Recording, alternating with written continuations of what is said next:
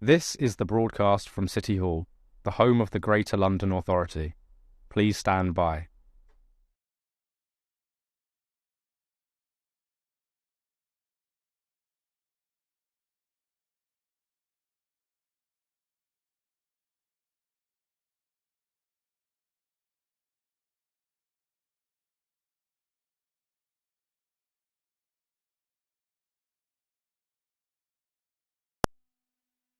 This is the broadcast from City Hall, the home of the Greater London Authority. Please stand by.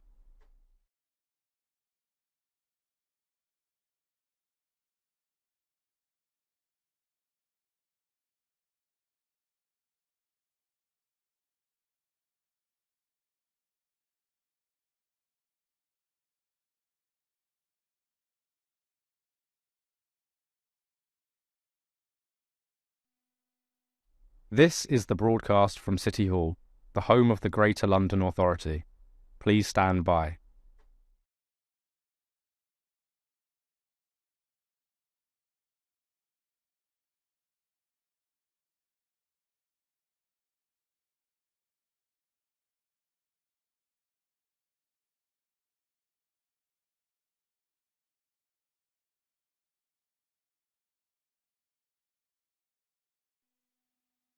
This is the broadcast from City Hall, the home of the Greater London Authority.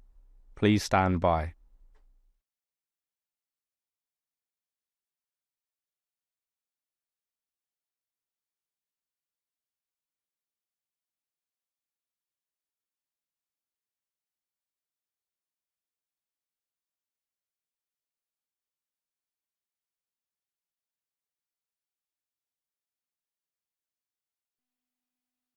This is the broadcast from City Hall, the home of the Greater London Authority. Please stand by.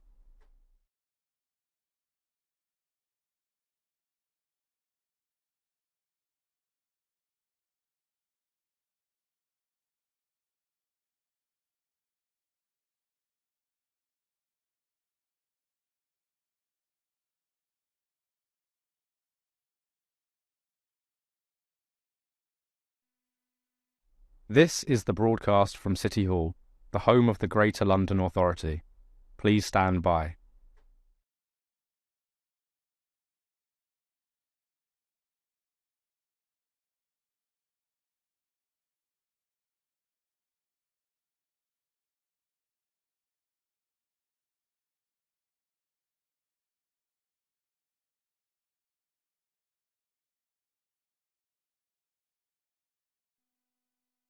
This is the broadcast from City Hall, the home of the Greater London Authority. Please stand by.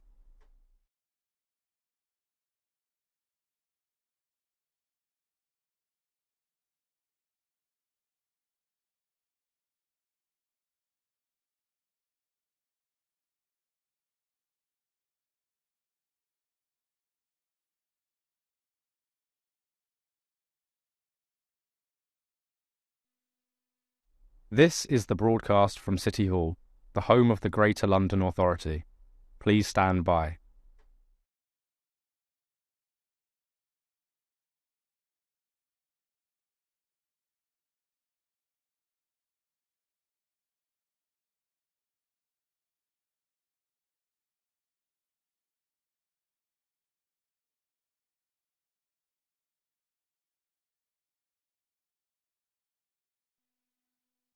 This is the broadcast from City Hall, the home of the Greater London Authority. Please stand by.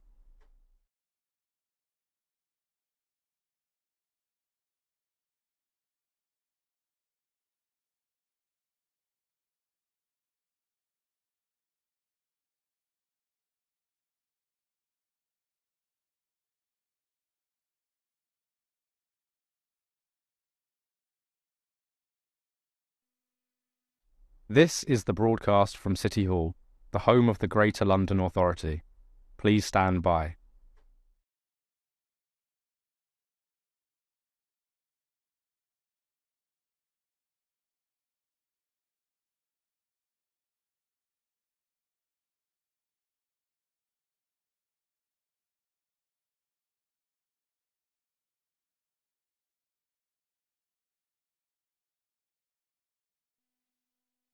This is the broadcast from City Hall, the home of the Greater London Authority. Please stand by.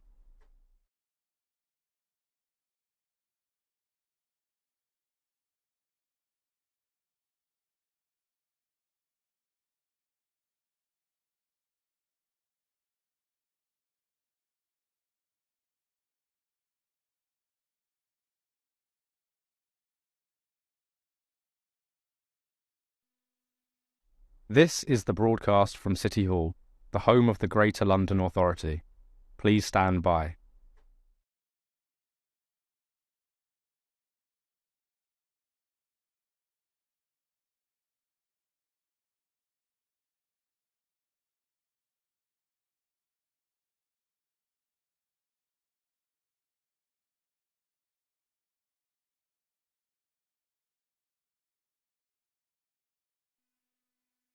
This is the broadcast from City Hall, the home of the Greater London Authority.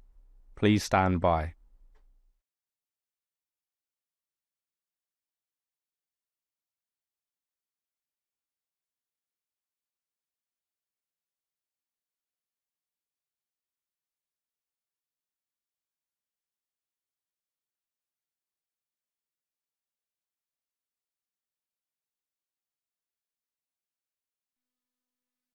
This is the broadcast from City Hall, the home of the Greater London Authority.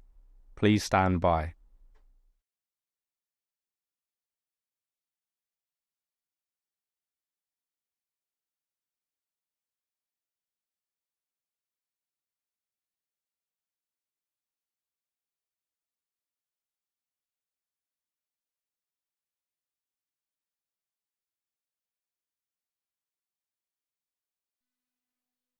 This is the broadcast from City Hall, the home of the Greater London Authority. Please stand by.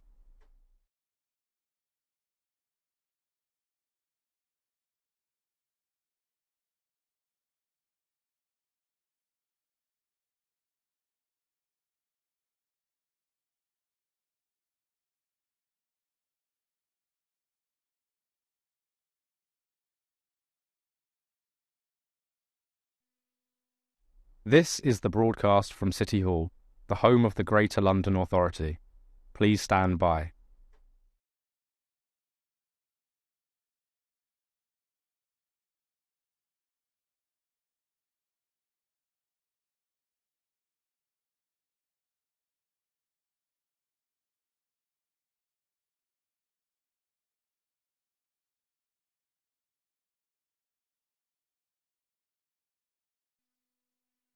This is the broadcast from City Hall, the home of the Greater London Authority. Please stand by.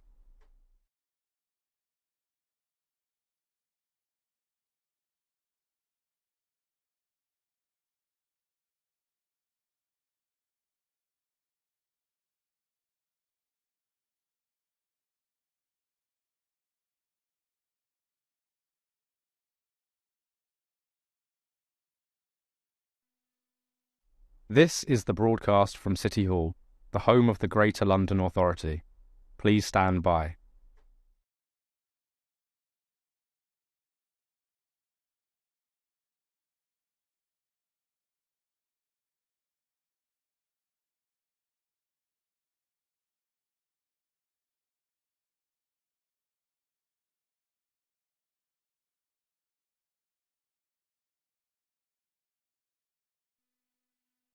This is the broadcast from City Hall, the home of the Greater London Authority.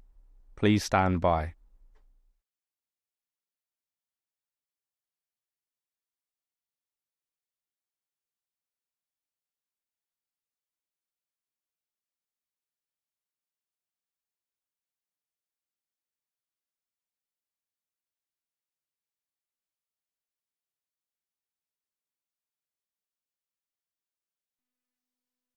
This is the broadcast from City Hall, the home of the Greater London Authority. Please stand by.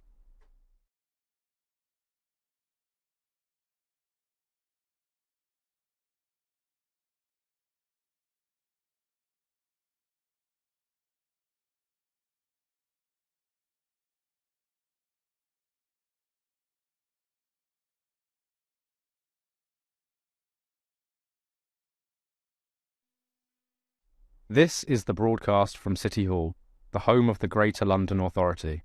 Please stand by.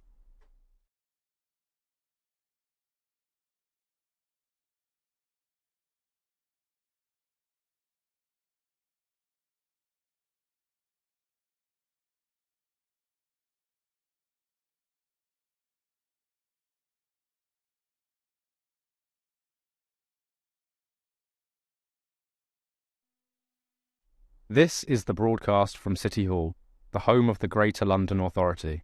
Please stand by.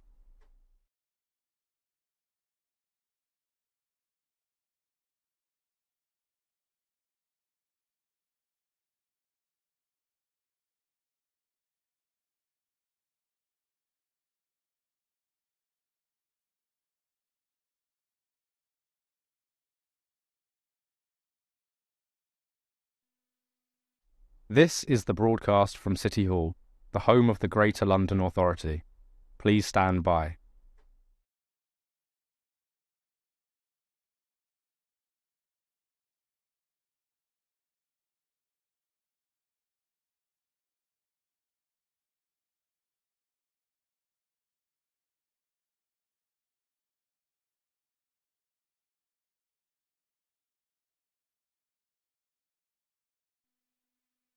This is the broadcast from City Hall, the home of the Greater London Authority. Please stand by.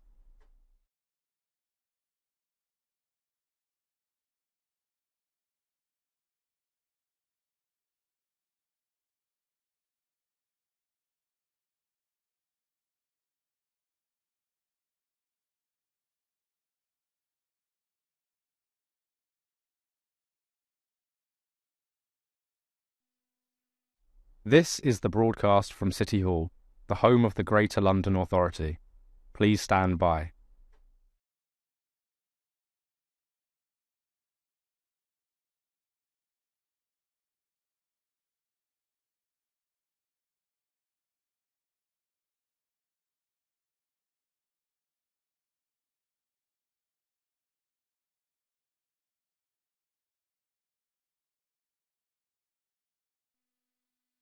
This is the broadcast from City Hall, the home of the Greater London Authority. Please stand by.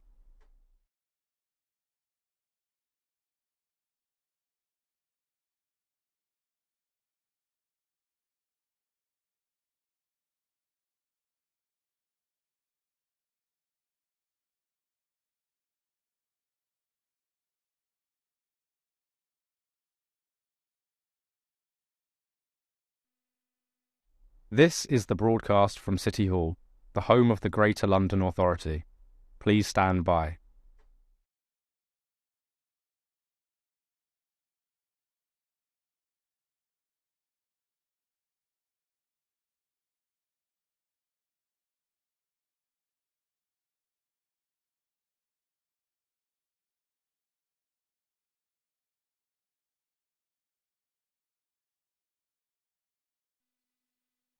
This is the broadcast from City Hall, the home of the Greater London Authority. Please stand by.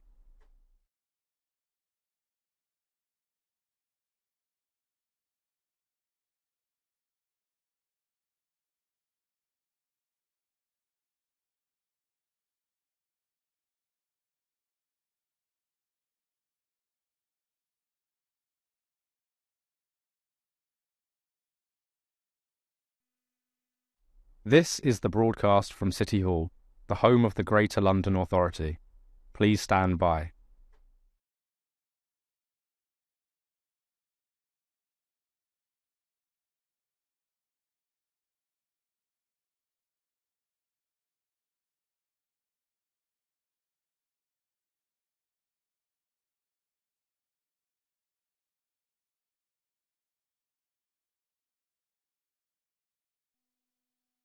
This is the broadcast from City Hall, the home of the Greater London Authority.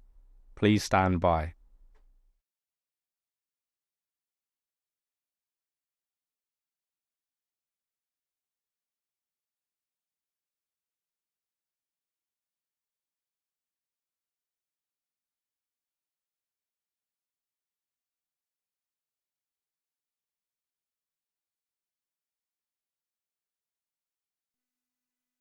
This is the broadcast from City Hall, the home of the Greater London Authority.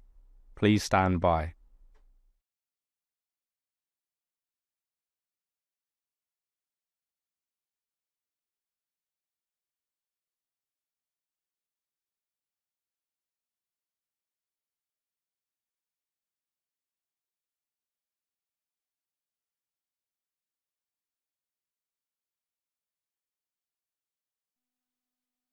This is the broadcast from City Hall, the home of the Greater London Authority.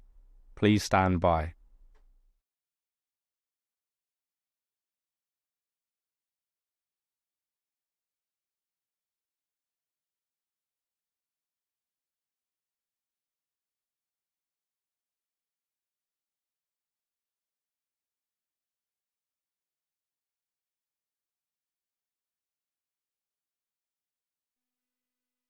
This is the broadcast from City Hall, the home of the Greater London Authority. Please stand by.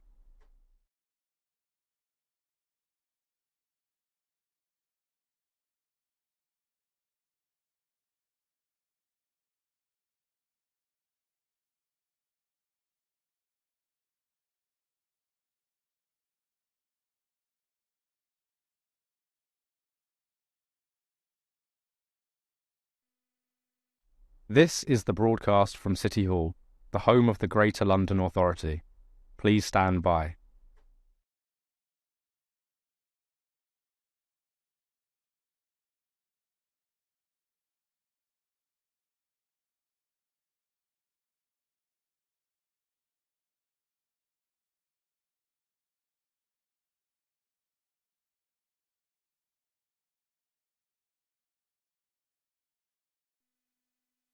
This is the broadcast from City Hall, the home of the Greater London Authority.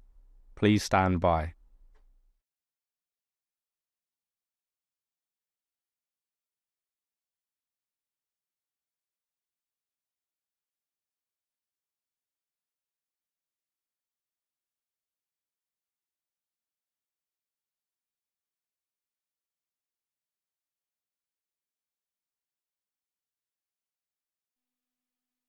This is the broadcast from City Hall, the home of the Greater London Authority.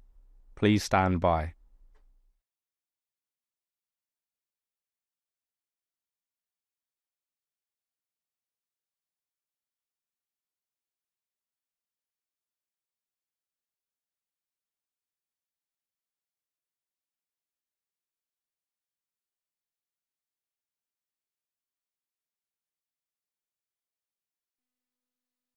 This is the broadcast from City Hall, the home of the Greater London Authority.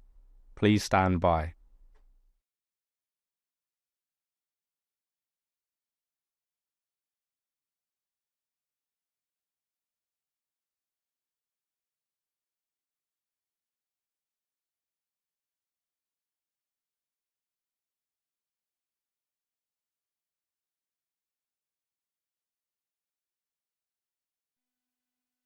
This is the broadcast from City Hall, the home of the Greater London Authority. Please stand by.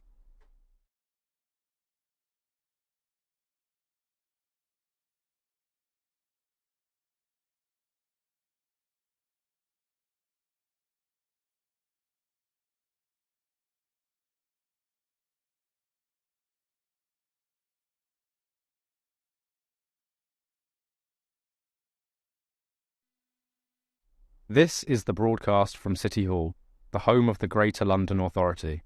Please stand by.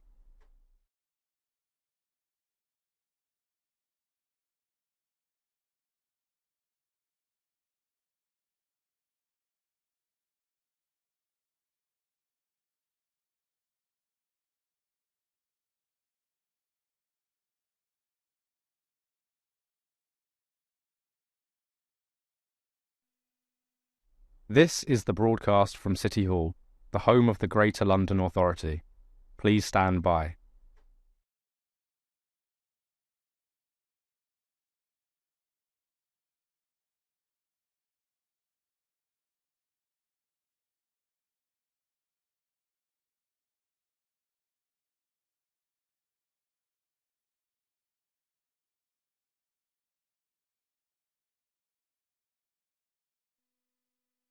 This is the broadcast from City Hall, the home of the Greater London Authority.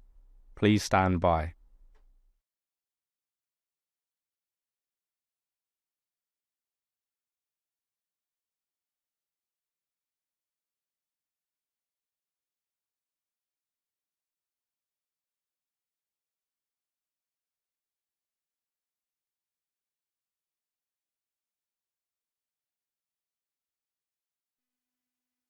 This is the broadcast from City Hall, the home of the Greater London Authority. Please stand by.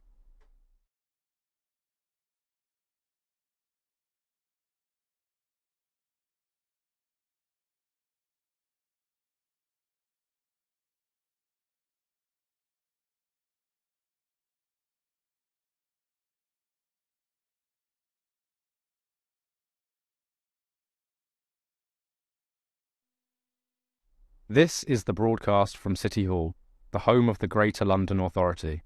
Please stand by.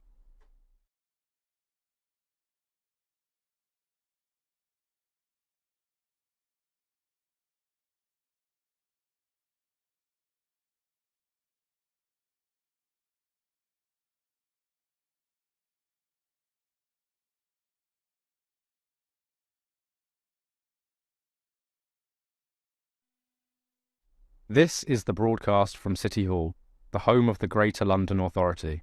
Please stand by.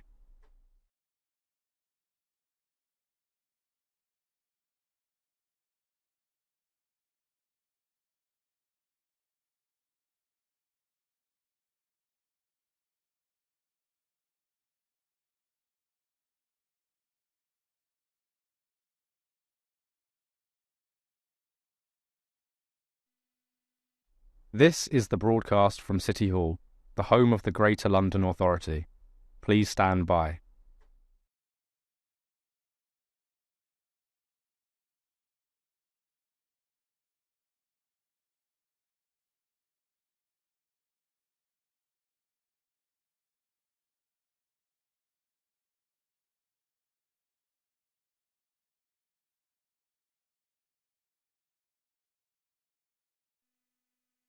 This is the broadcast from City Hall, the home of the Greater London Authority. Please stand by.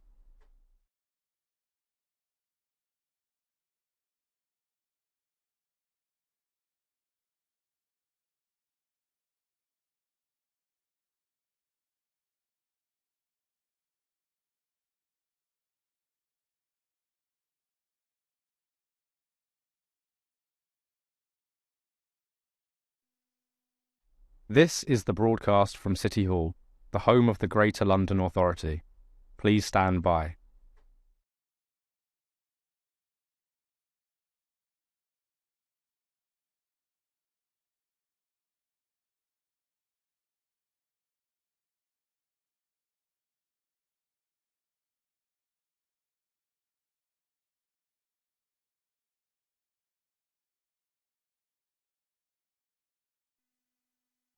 This is the broadcast from City Hall, the home of the Greater London Authority.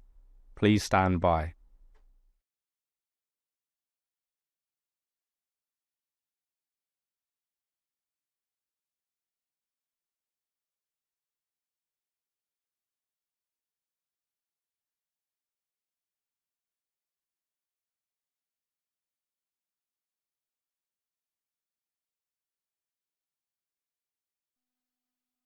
This is the broadcast from City Hall, the home of the Greater London Authority.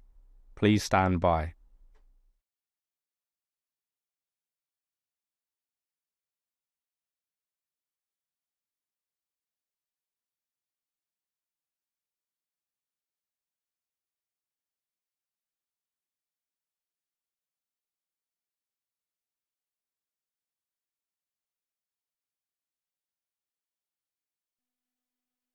This is the broadcast from City Hall, the home of the Greater London Authority.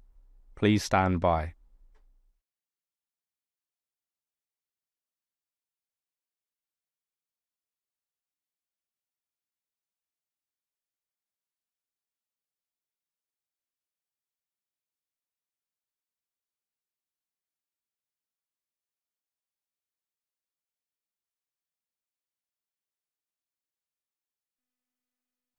This is the broadcast from City Hall, the home of the Greater London Authority. Please stand by.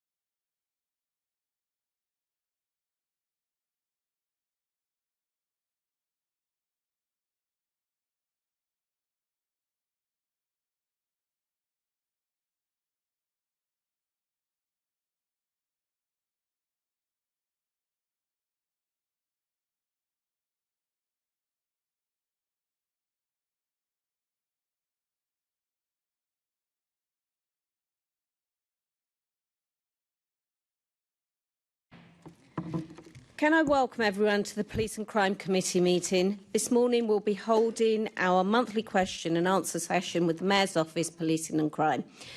Please make sure that your electronic devices are switched to silent mode to avoid any interruptions. Before we begin, can I ask the committee to note the membership changes to the committee as agreed at the London Assembly plenary meeting last week, and welcome Assembly Member Desai and Assembly Member Wilson to the Police and Crime Committee. Welcome.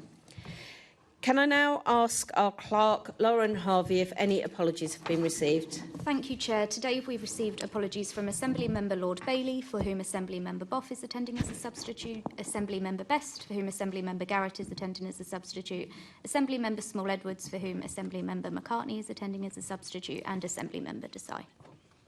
Thank you. Can I ask the committee to note the recommendations set out at item 2 and ask if members have any other interest to declare? No? Good. Can we confirm the minutes of the meeting held on 16th October 2025 to be signed by me as a correct record? Agreed. Thank you. Can we note the ongoing and closed actions arising from previous committee meetings? Thank you. Can we note the following? The response received from the Metropolitan Police Service to the committee's letter on the Territorial Support Group and the committee's follow-up letter sent to the Metropolitan Police Service. Thank you. Can we now move on to our discussion on the work of the Mayor's Office for Policing and Crime, or MOPAC, and I'd like to welcome our guest, Rina Lalji, Chief Executive Officer of MOPAC. Welcome. I know you've been here now for a few weeks. We've wanted to ask you questions for ever since you got here, so it's great to have you here. I'm going to move on now to the questions, and I will start off by asking if. It's a very general question. What are your reflections on the structure of MOPAC? Is the current structure and level of staffing the right one to develop MOPAC's core remit and responsibilities? If not, what would you change? Good morning, Chair and members of the committee. Thank you very much for having me here this morning to have an opportunity to engage with you all. As you say, Chair, I've been in post just over 2 months, and a big part of what I've been doing has been, as we prepare to enter into the next financial year, reflecting upon the kind of staffing and resources across MOPAC, in order to ensure that we are best positioned to be able not just to live within the budgets that we anticipate having for the next financial year, but also to ensure that we are best positioned to be able to improve the kind of our delivery against the police and crime plan. We are currently structured in MOPAC across kind of 5 directorates, and also host the violence reduction unit, and also the Directorate for Audit, Risk and Assurance, which is a shared service which provides internal audit functions for both MOPAC but also for others across the GLA family. It is undoubtedly the case that we have a considerable amount of expertise across the organisation. But as we go into the new year, we absolutely need to be in a position to be able to reduce the numbers of staff in MOPAC, and also to be able to reflect on those budgets. And so we're going through a process ahead of publishing the draft budget in order to be able to set that out. But this is really an area which I would intend to continue to focus on over the coming months, to rethink really the kind of structure and resourcing across the organisation to ensure that we can deliver for Londoners. Thank you. And what are the main opportunities and challenges for MOPAC over the next 3 years? So there are considerable. The police and crime plan is intentionally challenging, and rightly so, to ensure, because I think that's what Londoners would expect. I think there is a changing complexity across the board, and I think for MOPAC in particular, that means balancing our strategic objectives and some of the longer term work that we're doing, both on ensuring and improving the oversight of the Met, but also in terms of the commissioned services. And there's a kind of plan that will set out across that period. It is the nature of policing and crime, and particularly so in a national capital city such as London, that we also need to be able to maintain some flexibility to be able to respond to changes in the overall picture, and also for issues that kind of rise up the agenda during the course of that plan. And striking that balance, I think, will most definitely be a challenge. For MOPAC and the Met, we are, and I would say, this is the case across the public sector, we are facing a really difficult financial landscape, and ensuring that we can continue to focus on the areas that will deliver the most impact will be a real opportunity for us, I think, to ensure that we're becoming more and more efficient and effective. Thank you very much. Assembly Member Hall. Thank you. Good morning again, Marina. Hi. Good morning, Deputy Chair. How satisfied are you with the progress made on the Mayor's police and crime plan over the past 6 months?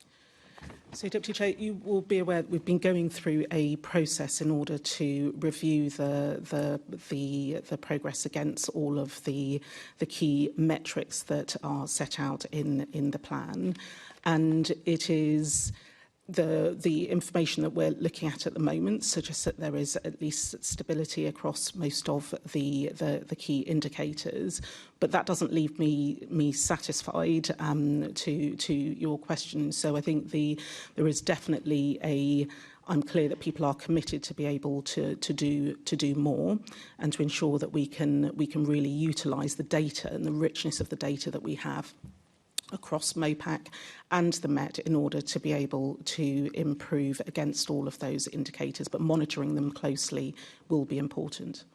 Yeah, I mean, the Mayor appears to be falling behind in combating robbery and child sexual exploitation.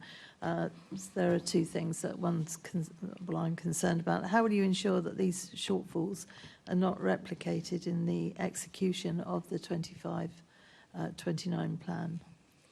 So we are continuing to do the work to monitor across all of the crime indicators, and to particularly focus on those areas where sort of it is not going it is not improving to the extent that that we would expect. I think the work that we are doing to be able to gather the data that allows us within MOPAC, but also to allow the members of the Assembly and also the public to be able to hold the Mayor and MOPAC to account for delivery against those indicators will really help to be able to ensure that we're having a rich debate and discussion for the benefit of all Londoners. Yeah, I mean, you've mentioned the data gaps. Were you concerned by the data gaps that are there when you looked? So one of the first things that people spoke to me about on joining MOPAC was the extent to which, through the work that the evidence and insight team does, that we have access to some pretty broad data across the board, but focused in specific areas. But things like the kind of public attitudes survey, provides a richness that actually we don't necessarily see in the that kind of compares very favourably to the National Crime Survey.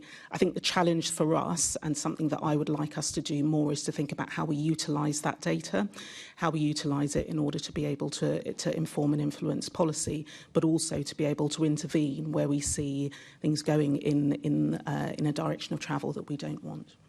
Yeah, one of the things that I've been looking at, because I've been looking at child exploitation, is the ethnicity data, and that doesn't seem to be there. So you're working to ensure that ethnicity data is accurately recorded, so that when we make, or if the Mayor makes comments that, for instance, the grooming gangs are of all different ethnicities, if we're not collecting any of the data, I don't know how they can say that so confidently. So are you going to work towards looking at that? So you don't need me to kind of to sit before you and rehearse some of the debates that are happening in this space.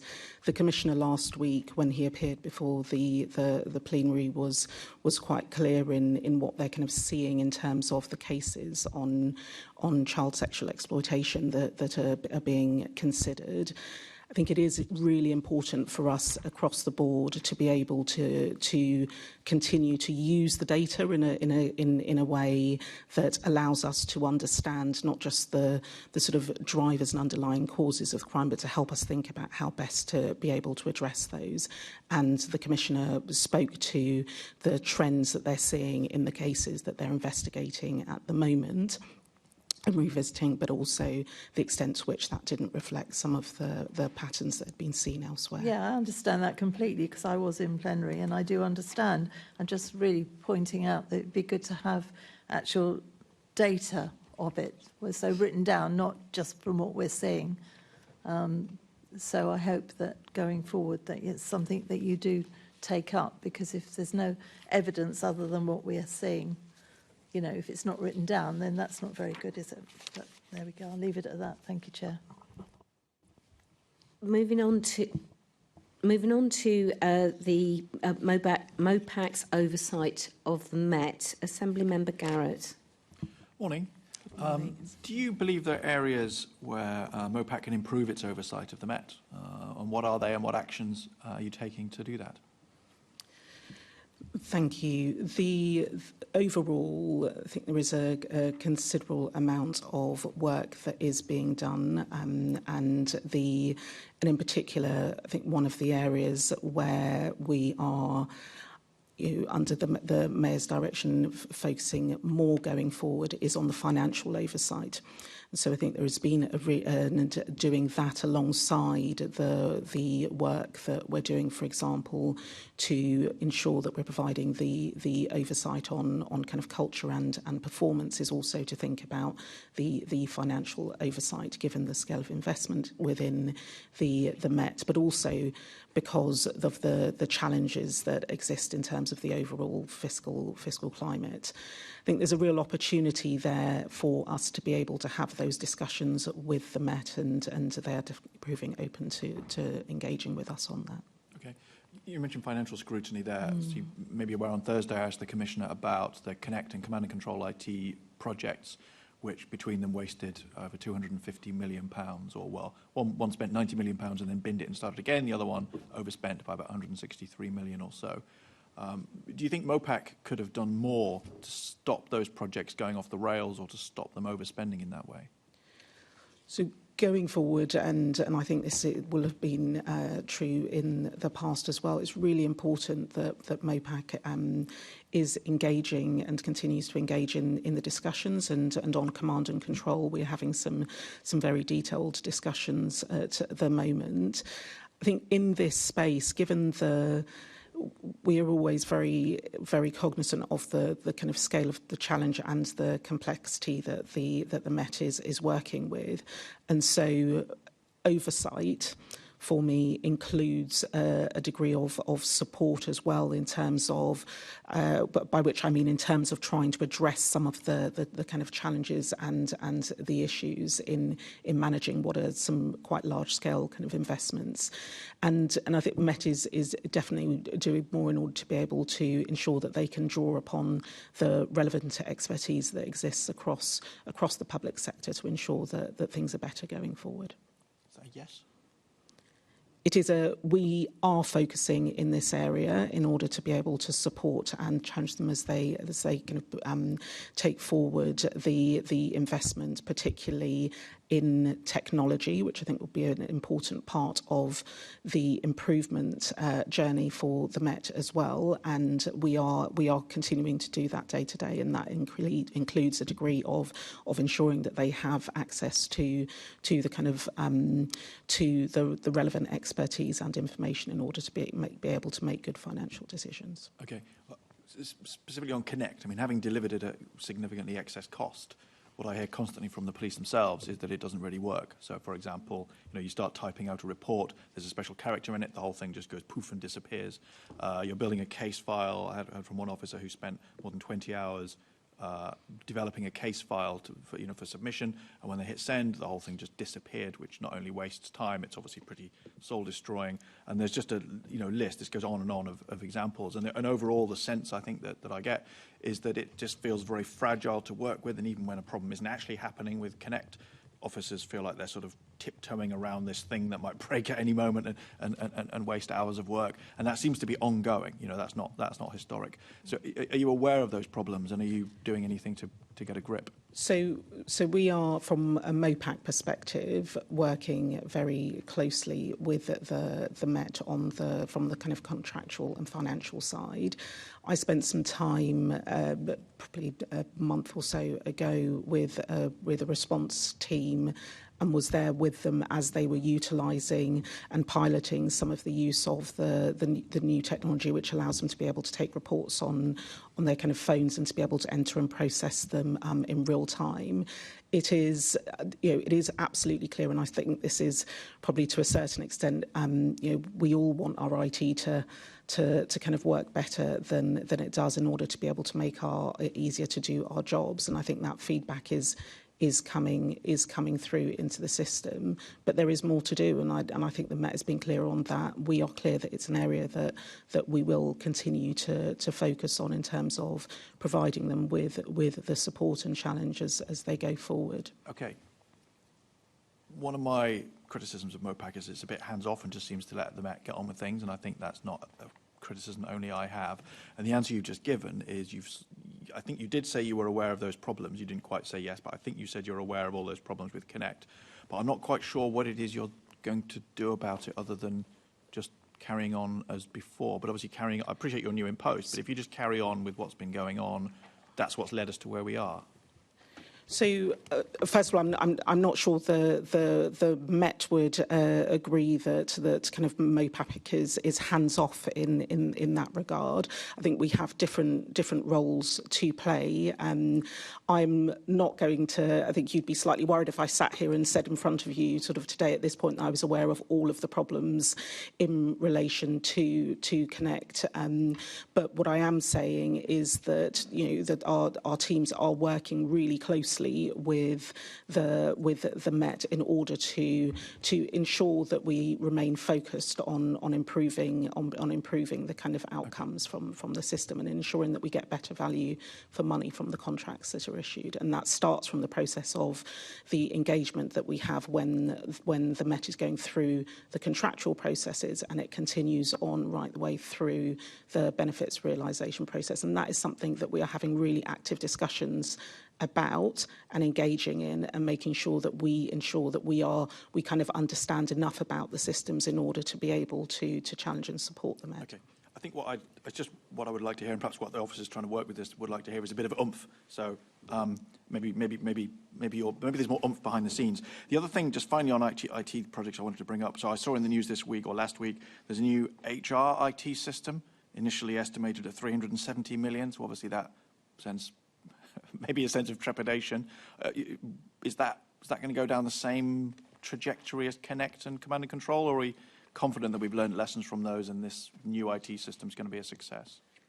I think the Met and MOPAC are in a constant process of trying to learn from the mistakes, and I know for many of the discussions, not specifically on the HR project that you're referring to, but more generally, I've been in part of a number of discussions with the Met's executive committee where we are actively talking about how we ensure that we learn the lessons from previous processes and become a more intelligent customer going forward. And so I think that is front and centre of minds, both in MOPAC but also very much so within the Met.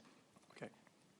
Final observation from me. The one thing that the Commissioner said that really worried me was he talked about how these projects change in their scope and their plan over time. And as someone who used to work in IT and run projects, that is absolutely death to any project. So if you want some feedback, that's my feedback, that if you carry on doing it like that, if you don't specify it very clearly at the beginning and then deliver the thing you specified, that will exactly deliver cost overruns and failures as before. The kind of creep that the Commissioner was talking about is something that they are very conscious of. It's obviously for the Met, the Commissioner, in order to be able to specify what it is they need in order to do their jobs effectively. But that sort of the questions that I think you would expect us to be asking throughout the process is about what alternatives are out there, what sort of the extent to which things that are already in use in other services and organisations could be utilised is very much part of the live discussions that happen. Okay, well, let's hope this one's a success. Thanks very much, Chair. Thank you. I thought you were going to finish on oomph, which would have been a good one to finish on. The whole thing definitely does need more oomph, Chair. I think we can all agree on that. Assembly Member Roberts. Lisa didn't finish on Bosch, which everybody apparently says these days, but there we go. Good morning. How is MOPAC funding the costs of the London Policing Board, both now and in the long term? So the London Policing Board is factored into the budget for MOPAC this financial year and going into the next in terms of the plans. In terms of how we are funding it, is it priority funding? Is it something which you may see the budget being more constrained, or? Thank you. So it is still an ongoing part of the kind of landscape of scrutiny and oversight to support the mayor, and as you will all have had the conversations through time, it came on the back obviously of Baroness Casey's review. I have had the opportunity to observe what the meetings so far and also the conversations that are happening with the board, and it is clear to me that some of the kind of richness of the discussions there and the challenge that is happening will continue to add value going forward. It is on the so do I expect it to continue to be part of the funding? Is it part of the kind of budget assumptions for next financial year? Yes. And what is the cost of the London Policing Board? So the specific costs I would need to just to clarify, but the costs are almost exclusively around the support for the individual members, and what I have been involved is the discussions around the extent to which those are are comparable, if not lower in some instances, to sort of other public appointments for that. And so it's for the cost of the committee. We support the committee from within MOPAC itself, and the teams work closely with them to ensure that we can get the best benefit of some of the expertise that we bring in through that sort of route in order to be able to challenge and scrutiny in ways that we wouldn't be able to. Thank you. If we could get the costs in writing later, that would be helpful. Thank you. Just on the way in which the London Policing Board works, one of the concerns that many of us on this committee have is that you will find senior police officers from the Met who will almost exclusively attend the London Policing Board, but they won't come to this committee where they can be scrutinised by directly elected representatives of Londoners rather than appointees of the Mayor. What will you be doing to try to encourage greater participation by Metropolitan Police officers in this committee and not bypassing the directly elected people with a mandate to scrutinise and get them to come to this meeting as well? So the London Policing Board supports the Mayor in executing his responsibilities as a directly elected representative of Londoners as well, and his responsibilities, and including through the Deputy Mayor. The London Policing Board is there to support them in executing their responsibilities under the legislation. So my understanding and for me is, of course, that it is really important that this committee and Assembly members more widely have the opportunity and the access to be able to scrutinise, challenge and hold the Mayor, Deputy Mayor and MOPAC to account, which is why I thought it was important to be with you today for the extent to which we are kind of fulfilling the responsibilities that are set out for us under the legislation and the 2011 Act. And so that sort of scrutiny and challenge and oversight of the Mayor and the Mayor's office's execution of the responsibilities, I think, happens through this committee. And I know that you have in the past asked for that, I'm very aware that this is a broader issue of concern, Assembly Member Roberts, but as we go forward, I know that in instances beyond the plenary, that the Mayor and Deputy Mayor have been on occasion kind of accompanied by members of the Metropolitan Police leadership. Yeah, one of the problems that we have, if I may just expand a little, Chair, one of the problems that we have is we quite often find ourselves discussing operational police matters at this committee and are told by representatives from MOPAC, whether it's the Deputy Mayor or whether it's other officers, that they can't comment because these are operational matters and therefore restricted for comment to officers of the Metropolitan Police Service. That's where our frustration arises, is that we want to give scrutiny to the police. We want to make sure that we are getting the answers on behalf of London. But while we're having this impasse between officers refusing to attend and only going to the London Policing Board, where, frankly, some of the questions are a bit more low ball, if I may say, then we are unable to fulfil our democratic mandate here. So if you can, any support that you can give us in getting police officers here will be much appreciated. Thank you. Thank you, Chair. Thank you. Assembly Member Duval. Could you tell us, in terms of the follow-up of the Casey review, when will that be announced, and can you confirm the remit and timescales of the review? And is MOPAC going to be controlling that, or is that going to be left to the MPS? So the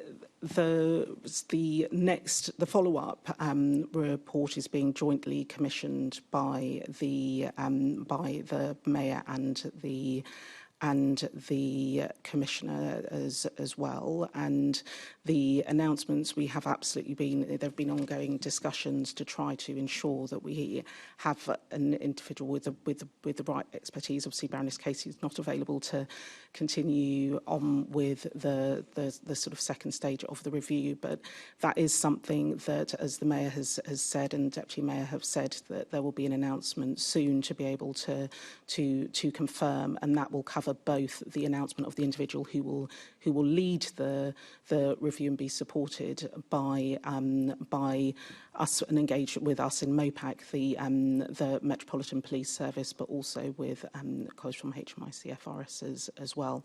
And so that announcement will cover both the terms of reference, but also the lead reviewer.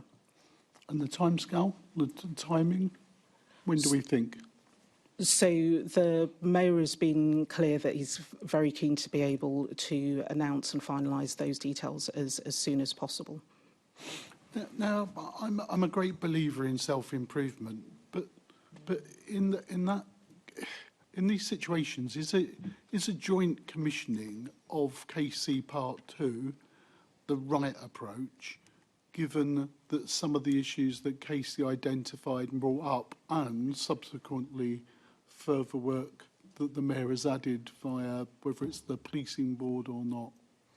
Just give us an insight of why it should be jointly commissioned. As I've said, I don't mind self-improvement, but in this particular instance and the nature of the changes that are required, should it not be done by MOPAC alone or by the Mayor alone? So the reviewer will still be an independent reviewer, and I don't think the fact that it's being jointly commissioned doesn't, to me, suggest that therefore then that it reduces the independence of the reviewer. That's why we need to be sure about that the person has the right kind of skills, expertise, and mindset in order to be able to take that forward.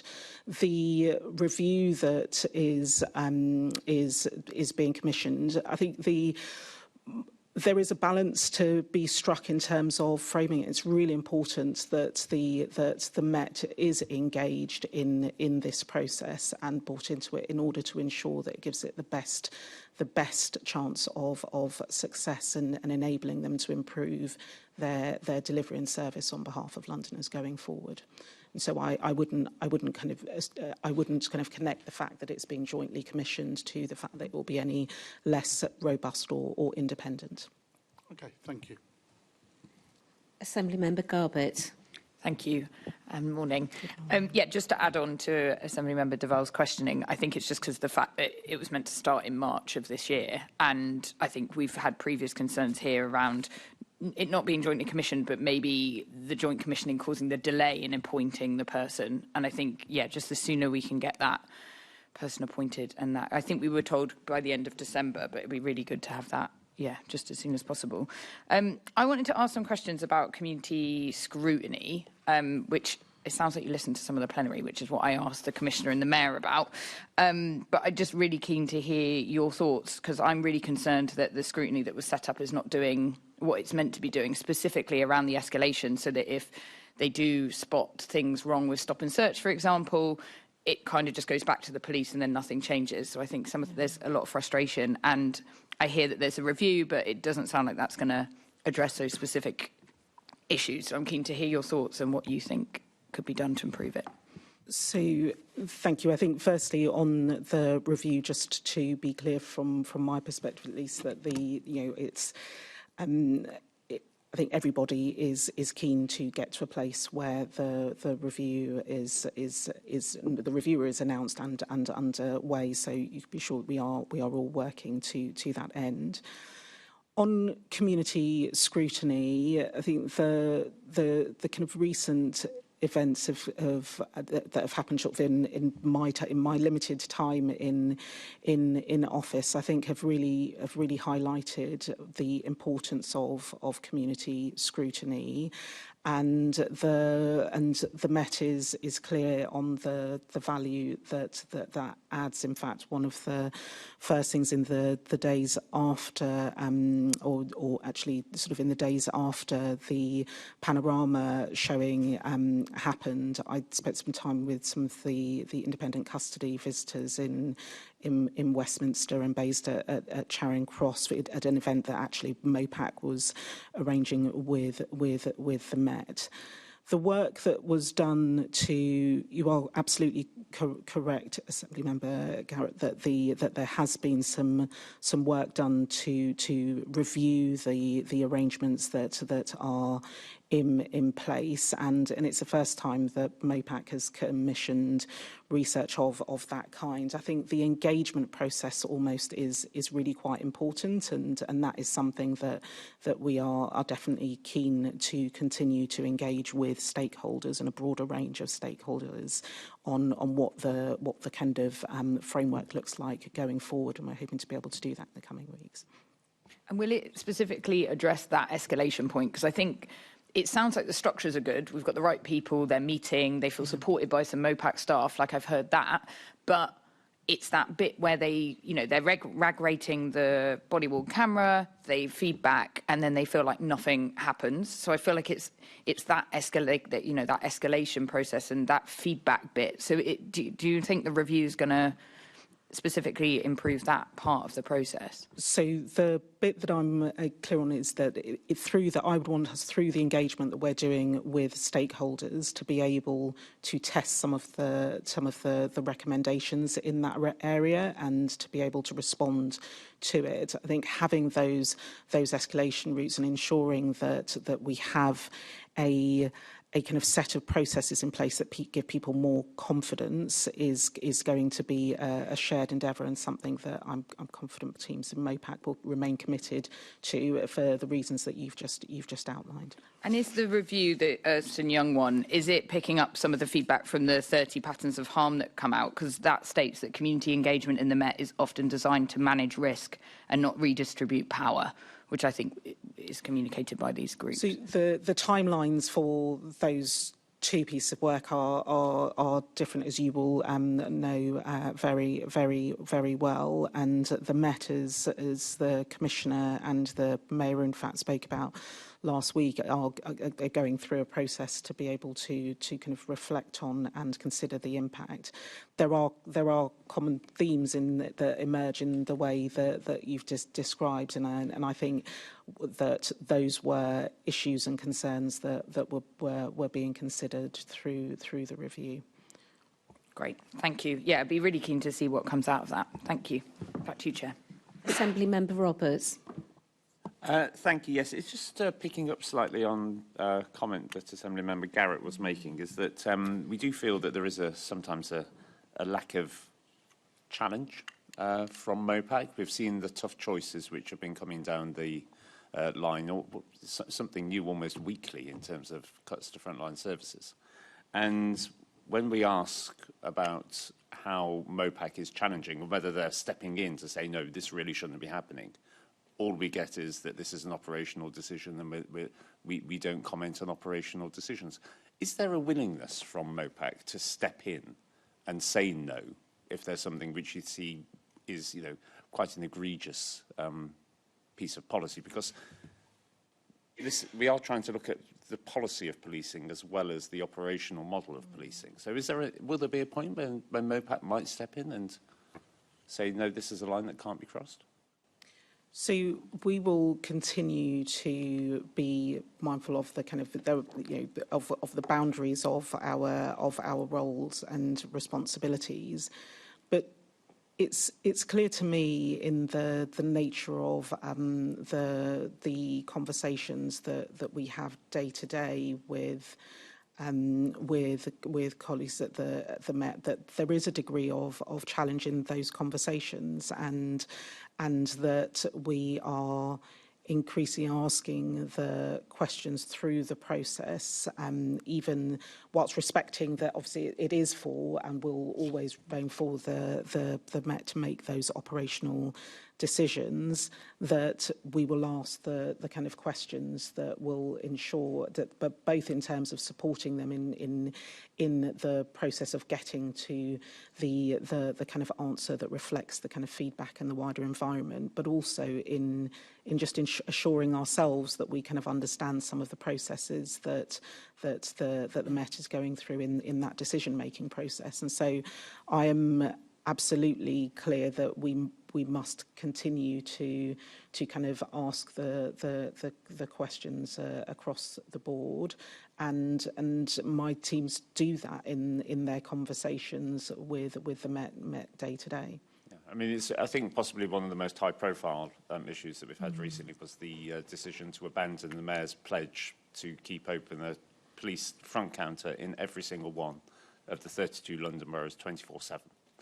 And that was just brushed off as being an entirely operational decision, with no comment at all, apparently, from MOPAC. And we must remember, MOPAC is the Mayor's office for police and crime. So obviously they must have had a view about the decision from the Met, but there was nothing forthcoming.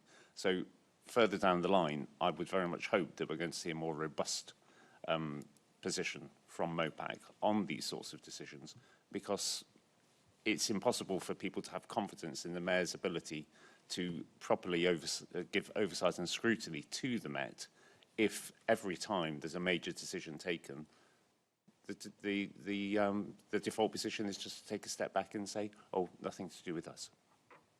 So the responsibility to challenge and scrutinise through processes is one that we will continue to take seriously. And there's then, as you know, I know from other areas, you will all also have been in circumstances where there's then a difference between the sort of taking a kind of public position on something. The decision not to take a public position on something is not the same as not scrutinising and challenging through the process. And so what I was saying was that through the process of reaching some of the decisions that matter most, it's really important that MOPAC continues to engage in the issues that will matter most for Londoners, but also to be able to ask the questions as we go through those processes.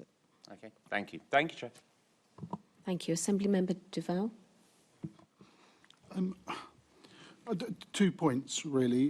One, I don't recognise the issue of police officers not being in attendance now. I think it was an issue of the past. But I think the key issue that some of my colleagues are raising is about this operational, non-operational issues, and particularly when it comes to engagement. So let's go to neighbourhood policing and really about on the redesign of this interaction with the population of London at different levels.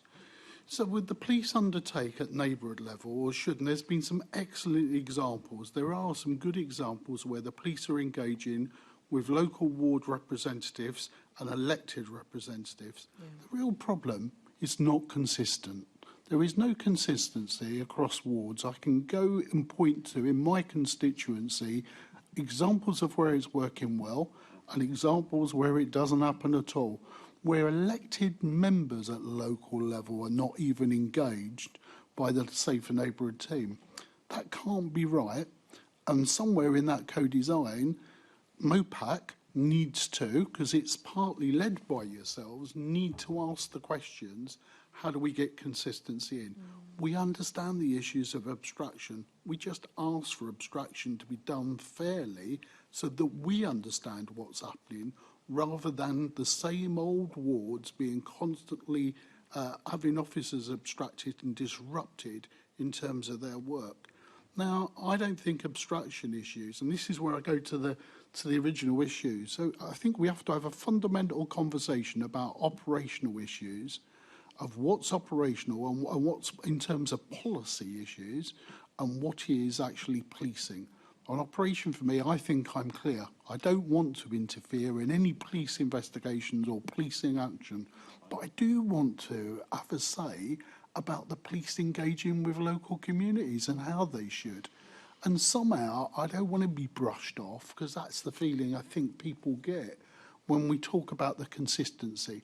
So in that sense, can you keep this committee appraised around, and I know it's only one level, but I think it's an important level, at ward level, neighbourhood level, about how that debate is going? When will we see actual what the expectation is? I should be able to go to every ward or neighbourhood in London and see a template of what the expectation is, and elected representatives can then see what they should be getting, or in terms of a briefing about what's going on in their local area. Thank you. In my time, I recognise the point that you've made about sort of seeing that working well in terms of the engagement, particularly given some of the events that have happened. I've seen and joined the Met leadership on some of their engagement with faith-based communities across London, following on from the both from in the context of kind of Panorama, but also following on from the attacks on the synagogue in Manchester. And the programme of events that are underway across all wards around the new Met for London 2 I haven't yet had the opportunity to attend one of those sessions, but have had some very good feedback around the extent to which it's engaging. I'm hoping to go to some later on this month and next as well.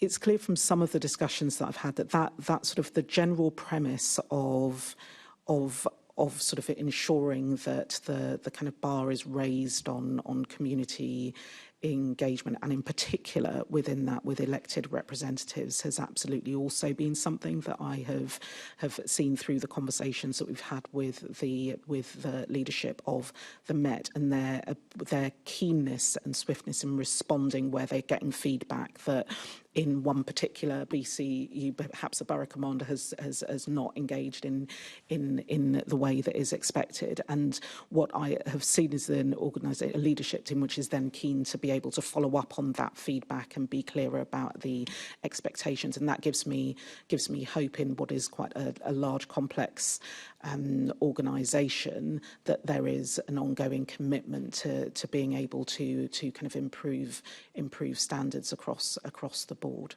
And so I think the importance of that feedback continuing to kind of come through is clear, and the expectation of engaging with local representatives, I think, is also very, very clear. Elected representatives, is very clear through the Met's leadership. Thank you. Thank you. Moving on to questions about MOPAC's budget. Assembly Member Wilson. Thank you, Chair, and thank you at the beginning for welcoming me to join this committee. I'm really pleased to be here. It's, I think, fair to say that policing and crime is the most important issue facing Londoners, and everything that we as an Assembly do in scrutinising the Mayor and the various agencies included across the whole family. So yes, the questions that I'd like to ask about budget and budget pressures and so on, which we know right across the public sector, budgets are always challenging, and trying to deliver results within that kind of envelope. And there's no reason to suggest that's different here. So to start off with, I'd like to ask about what do you think is putting the greatest pressure on MOPAC's budget, and what, if any, action is being taken to mitigate this? Thank you.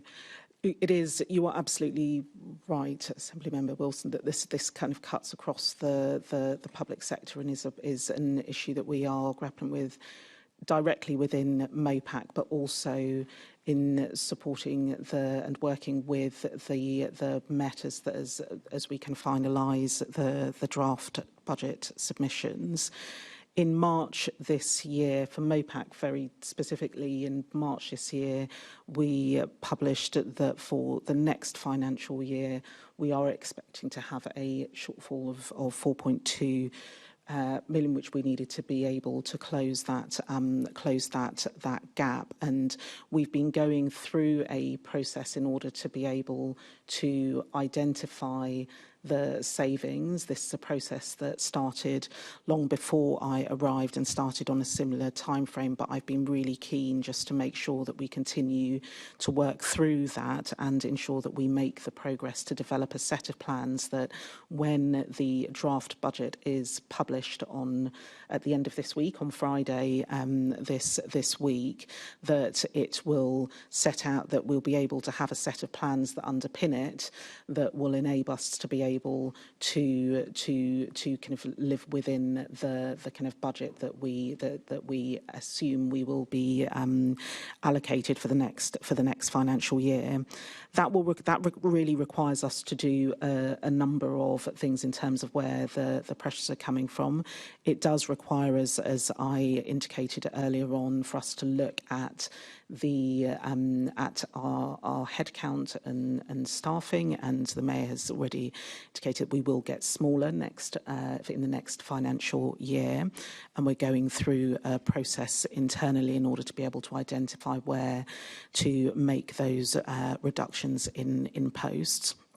It also requires us to look at our commissioned services, because that is the lion's share of our budget goes towards commissioned services. And so going through that process, where over time there have been a number of pilots that have been in place, but also things that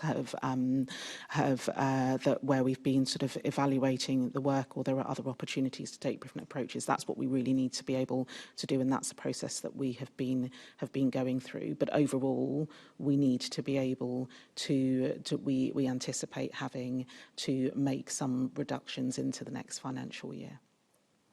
Thank you. I mean, I know from the briefing that we've been given, then since 2016, then the overall headcount in MOPAC has effectively doubled in that time. Are there things that MOPAC is doing now that it wasn't doing then?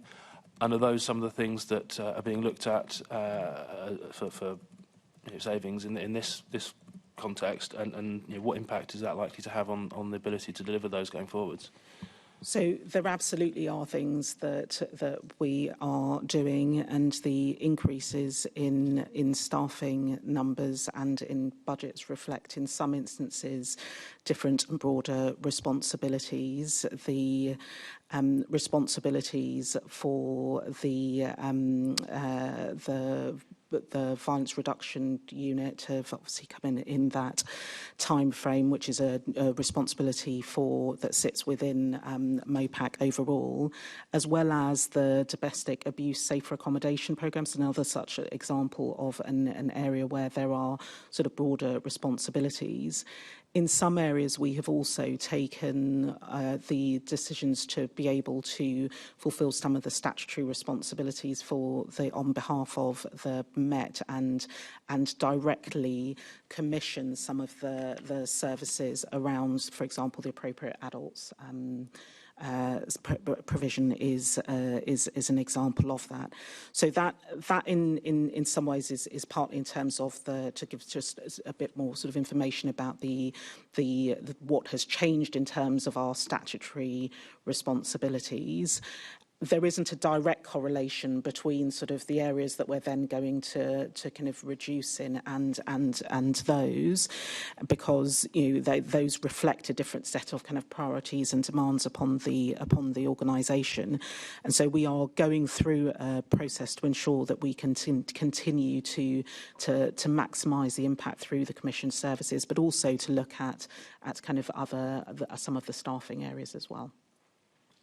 And then my next question, I appreciate might not be able to have a precise answer today, but thinking about the budget gap that you're anticipating for next year, I don't know whether you can give a precise figure or not, but would you expect it to be roughly in the same ballpark as that 4.2 million figure that you quoted for earlier this year? So the 4.2 figure is our assumption for next year, is the gap that we assume we need to close next year. Obviously, we are earlier on in the process, and when we publish the draft budget on Friday, that will then set out accounting for that kind of 4.2 million. We'll see that on Friday then. Thank you. Thank you. Before I call Assemblymember Garrett, could I just remind members, please, that we have 8 minutes before we're supposed to finish this section. So snappy questioning, and Ms Laugie, if you don't mind, snappy answers as well. Thank you. Assemblymember Garrett. Can I offer snappy and oomph? Two long-standing issues I think we have at the Assembly scrutinising the Met's budget in particular. Number one is that, although it's predominantly a headcount budget, it's nearly 80% headcount, when they talk about the budget pressures, they never seem to translate that in their budget to what that means in terms of headcount, which is the thing that most people are then interested in. And secondly, we've seen particularly over the last year, the Commissioner making public statements about what the gap is and what that means. And over on the Budget and Performance Committee, we never seem to be able to reconcile the numbers that he's quoting in the press with the numbers that are there in the Met budget, which does make it quite challenging to understand exactly what's going on. So are they problems that MOPAC has picked up? And perhaps more importantly, can you bring some oomph to bear to make sure that the Met budget actually is decipherable to us and to Londoners, particularly in those two ways? So workforce is an element of the proposals that I would expect both to be in the budgets that are the draft budgets that are published on Friday, and I am sure will also be a considerable part of the discussion that will happen with the Budget and Performance Committee on the 10th of December. I will open for for the extent to which there is some oomph in that discussion. But it is definitely the case that that a considerable amount of rigour is being brought to the conversations that are happening between the Met and MOPAC, with two active CFOs in both organisations, being really clear that kind of that we all understand the numbers going forward, and that we're in a good position to be able to communicate that more widely. Okay. The other thing is, obviously we've just had a change of government, and some people expected that might mean more funding for lots of things, including the police, and it doesn't seem to have meant that. It seems to instead mean, possibly one of the worst budget positions that we've seen. The Commissioner has publicly said, and other senior police officers have said, that the impact of that will have.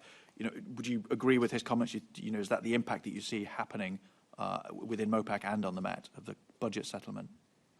In the interest of time, and also to avoid irritating the committee by kind of repeating the points that the Mayor has made repeatedly about funding into policing throughout his time in office, I would focus upon the fact that it is we collectively want the best outcomes for Londoners, and to ensure that the investment in the Met, but also actually in other parts of the criminal justice system as well, given that the kind of outcomes that we're seeking to deliver through the police and crime plan the police can't do that on their own. And so I think a combination of continuing to make the case for an appropriate level of investment, albeit in the context of wider pressures on public services, but also continued focus, including through the kind of London Criminal Justice Board, on ensuring that we can make have the greatest impact possible for the resources that are allocated. And that's a conversation we're having with the Met leadership, and what is one that we will continue to have with seniors across the criminal justice system. So does the budget settlement now allow the Mayor to deliver his police and crime plan, do you think? Well, the budget settlements will be determined in due course but the draft plans will certainly be focused, and the draft budgets that will be published on Friday will absolutely be focused on ensuring that we can continue to make progress against the priorities that are set out in the police and crime plan. But in any role that I've been in, I've never rarely come across anybody who is satisfied with the level of funding that is allocated to them. Okay, thanks, Chair. Thank you. Assemblymember Hall. Thank you. I'm very concerned about commissioning. So if I go on, there are There are several MOPAC evidence and insight reports that state there is a difficulty in establishing any causal link between commissioned services and reductions in crime. So if I give you some examples, the divert evaluation found participants were initially more likely than the control group to be rearrested within 6 months. The MyENDS evaluation noted difficulty in linking funding or funded activities to violence reduction. The GPS tagging for knife crime from January 24 stated that methodological limitations prevented firm conclusions about its impact. The Shared Endeavour Fund audit highlighted reliance on self-reported data vulnerable to bias and stated that it is impossible to guarantee that observed effects are not the result of an unmeasured external factor or a placebo effect, as opposed to the intervention. So given that the programmes such as Divert have received substantial funding, and it is substantial, how is MOPAC ensuring value for money in its commissioned services, and how are you establishing credible causal relationships between these programmes and the reductions in crime? Thank you, Deputy Chair. So the first thing to say is that it is a really positive thing in my mind that we are continuing to do the evaluation of the Commission services, given the scale of investment in it, and that we need to be utilising that to be able to inform the work that happens going forward. There is quite a broad range of responsibilities, and we've had some of the evaluations that have happened. You mentioned the GPS tagging, but I think the kind of GPS tagging for the domestic abuse offenders, for example, has then been utilised. That was published kind of a couple of weeks ago now, showed some really positive kind of impacts. And that sort of almost, I would be worried if we were seeing evaluation across the board where everything was kind of positive. We need to be able to utilise that in order to be able to improve the services themselves and to work in partnership with those who are delivering the services. But we also need to use that information to be able to inform the commissioning decisions that are being made within MOPAC and the VRU. Yeah, it's interesting because the gentleman whose name I can never pronounce was with us less than a year ago talking about commissioning, and he said every single project was going really, really well and everything was fine. But, I mean, every one of the ones I've mentioned, the commission programme, those evaluations seem to note that there's no credible impact. Now, he wouldn't have that last time. This is what their own reports are stating. Because of time, I'll leave it at that. But this is unsatisfactory. And I hope it's something that you're going to be looked into, or you're going to look into. Because if vast sums of money are going on these projects and they're really not showing any difference at all, then it needs to be looked at again, don't you think? I think it's important, given the scale of investment in commission services across London, that we continue to improve and to ensure that the decisions that we are making are guided by the evidence. There will always be instances where we are, not just we as MOPAC, but more generally across the system, there is a case for doing things which are innovative, experimental, but we need to be able to utilise the kind of evidence to be able to inform it going forward. Yeah, but I hope you do, because sometimes when we point something out, and this has been pointed out in the reports, we get word salad back when actually sometimes just I'll really look into that, or no, actually, Assembly Member Hall, that doesn't seem to be good enough. And it is taxpayers' money that's going into all of this. And we haven't made this up. These are all in the reports. Because of time only, I'll leave it now. But some of the stuff that my researcher has looked into is just not good enough. Taxpayers' money. I'm sure, without doubt, we will be coming back to this issue again. Good. Thank you. Before we move on, could I say welcome to Christchurch Primary School in Redbridge, who are behind us. Welcome, hello. Assembly Member Cooper, please. Thank you. Yeah, so continuing on the theme of the issue of MOPAC's funding and commissioning of services, just to pick up on something that Assemblymember Hall was saying. I mean, I've sat through a lot of local Safer Neighbourhood Board meetings where money that is given by MOPAC to SNBs has then been allocated, and in my experience, I've seen it allocated to without any real discussion, pet projects. It's gone just to pet projects. It's gone to organisations who I would class as those who shout loudest locally. And these can obviously be on a repeated basis. So the usual suspects. Now that's, you know, I've seen that happen on numerous occasions. I represent Merton and Wandsworth. In Wandsworth, £5,000 of MOPAC funding was given regularly to a conference held by someone who was very close to the previous administration and indeed had been a Conservative councillor. Now, if that wasn't usual suspects, pet project, and it was just a one-day conference. Now, I'm sure it's a very worthy organisation, but doesn't that seem like a lot of money just to go to? I mean, I don't think there's very much scrutiny of where those budgets go to via that grant system. I don't think there's enough. Is that something that you would make a bit of a crusade to improve? Apologies.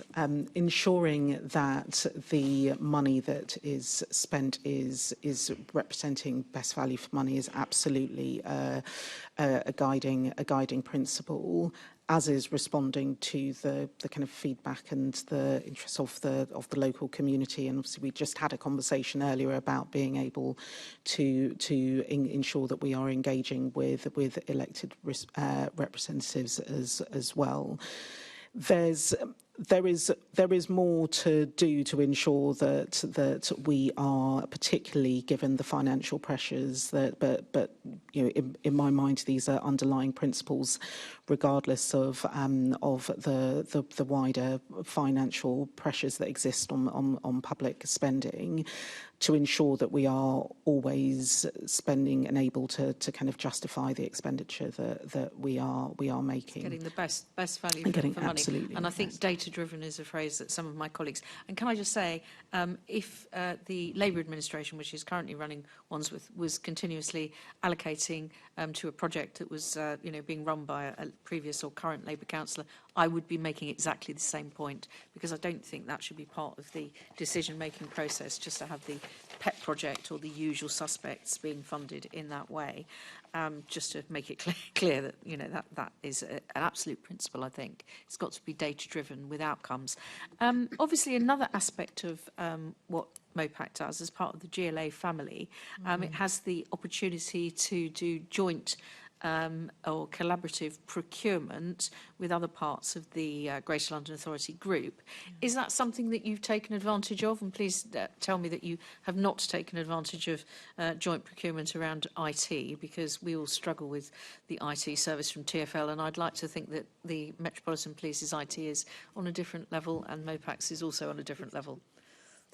MOPAC as part of, so you're absolutely right, in the sort of group collaboration that happens across the GLA family is something that I have been kind of working on in a number of different areas, and so we are supported by the TfL shared service provision on IT, for example, and I referenced the sort of DARA on the kind of audit, risk and assurance side as well. We in that instance, actually MOPAC is hosting a shared service provider. I think it's only right, given the breadth that we continue to find opportunities to be able to collaborate more across the board, both and in particular on the procurement side, but continuing to engage to ensure that we are getting the sort of best value and service from those, and the arrangements that are increasingly in place to be able to ensure that feedback loop is coming through is important. But. So, I mean, is that one of the ways that you were talking about savings and making sure there isn't a budget gap? Do you think collaborative procurement is one way to take advantage of lower costs?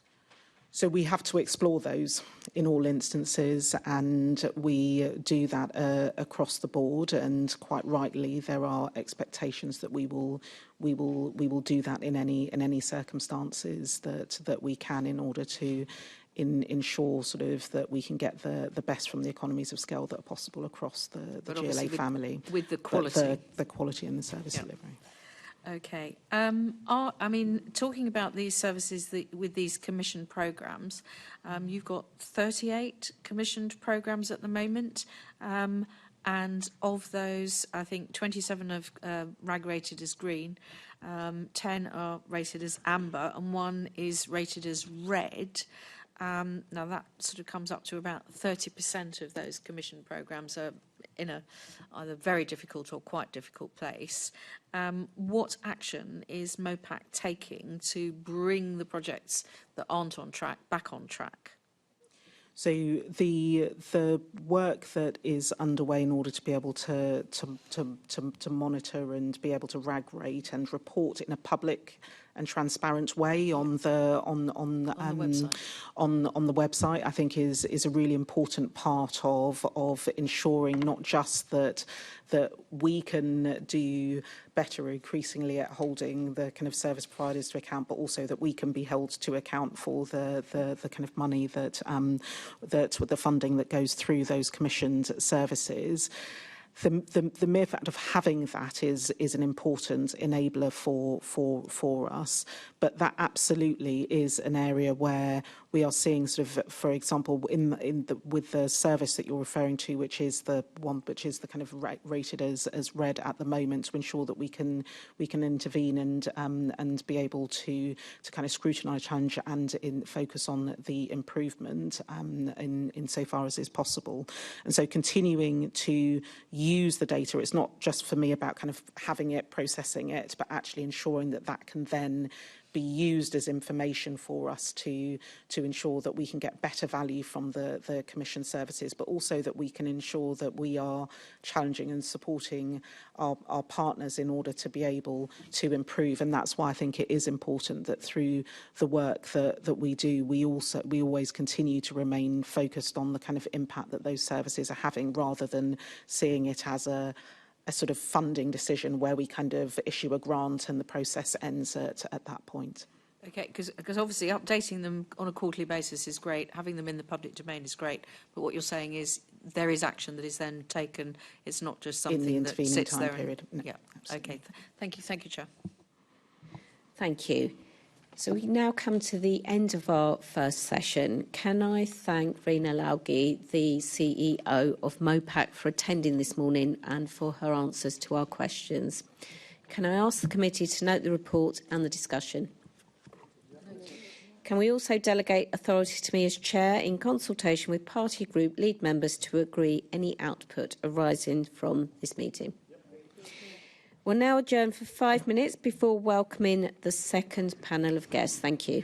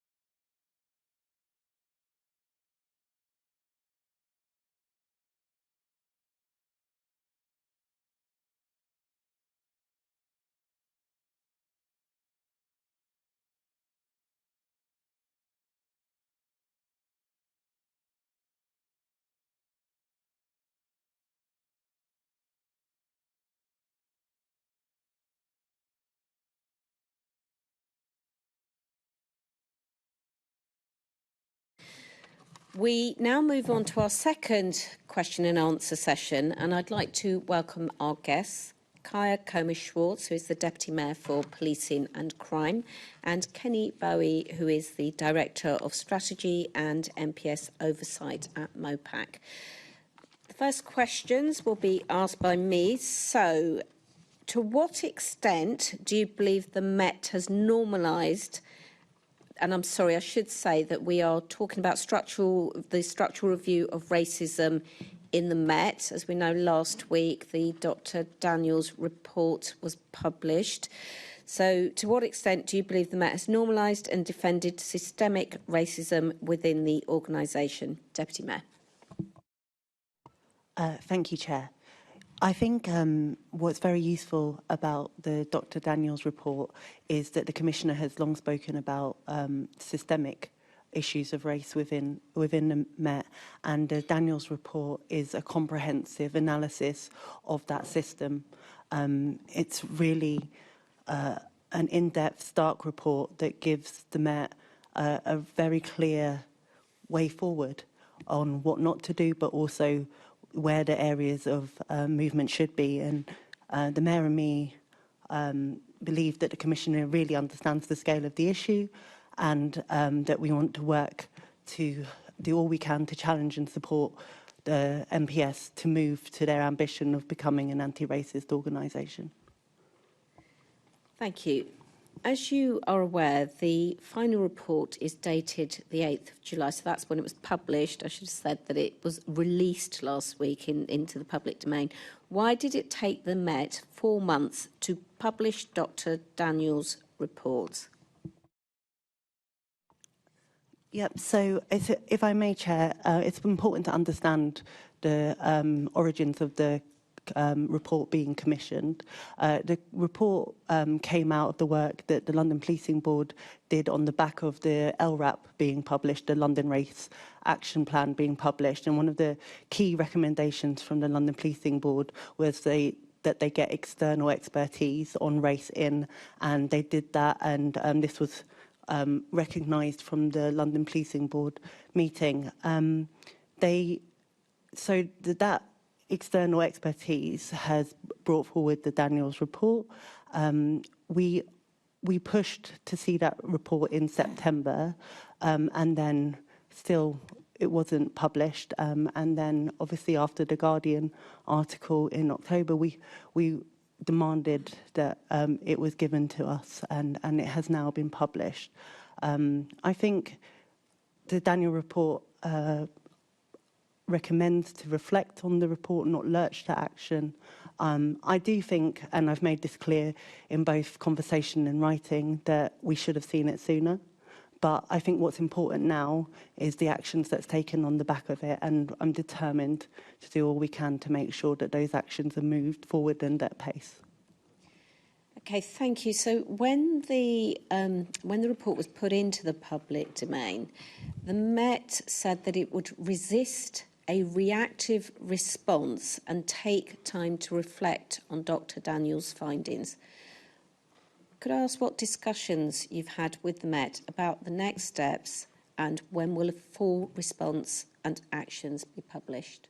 Yeah, I mean, as previously said, this was a direct reaction to Dr. Daniels' recommendation not to lurch to action. One of the things that the report brings forward is the Met have a tendency to create a lot of initiatives, activities, and what's very important in this space is actually the outputs and the outcomes of that activity. So I think it's fair that they want to really work with staff associations, equality groups, moreover, to move forward on it. But that being said, I think we need to recognise that this is a report built on a number of other reports, and that pace needs to happen. And I've discussed with both the Commissioner and the Deputy Commissioner the prioritisation of that work, how they need to bring communities into that space and move forward at pace. Thank you. Moving on to the issue of structural modifiers and patterns of harm and making changes. Assembly Member McCartney. Thank you. And I think this report comes in a long litany of previous reports that have pointed out the same thing, although this is in great detail. I mean, looking at the Met's response, and I think you've touched on it, Deputy Mayor, that the Met's response does seem to be quite passive, whilst, you know, not to immediately respond, and we need them to take some time to reflect, but their response talks about opening meaningful discussions, examining things, engaging.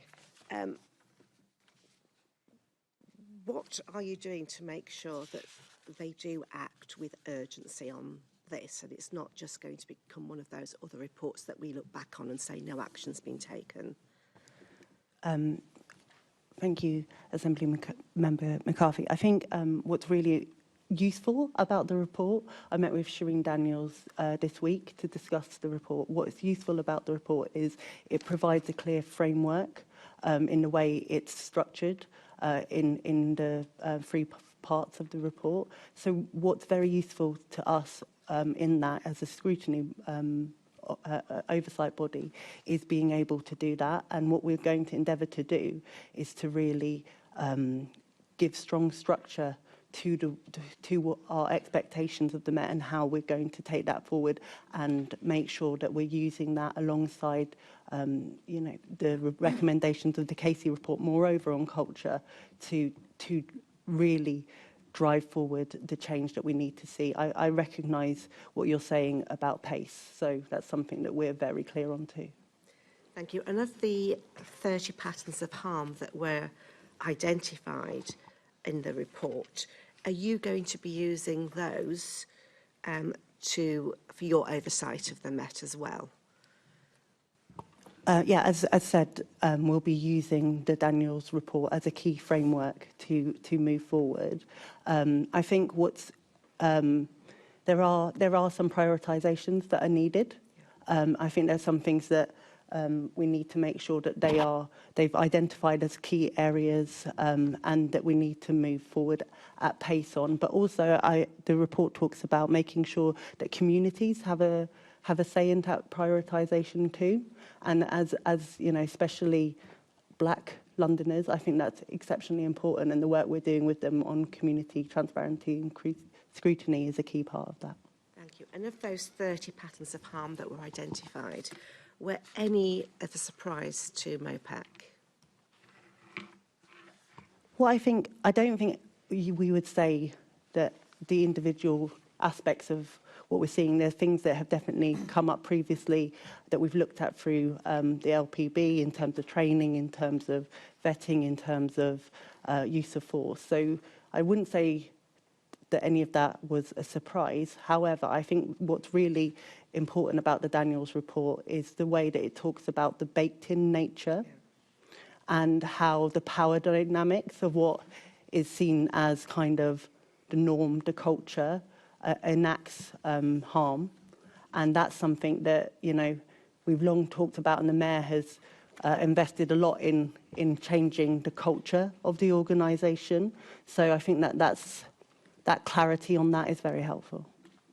Thank you. And obviously the Casey review criticised for the Met for not, if you like, listening to or providing sufficient information to MOPAC for you to effectively do your job of scrutiny.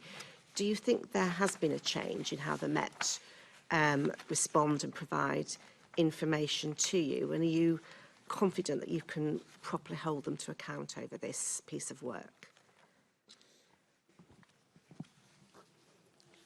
I think, you know, the Casey report talks about kind of the defensive nature of the Metropolitan Police Force and that culture being embedded, and a reversion back to the status quo, which is something that we're definitely conscious of.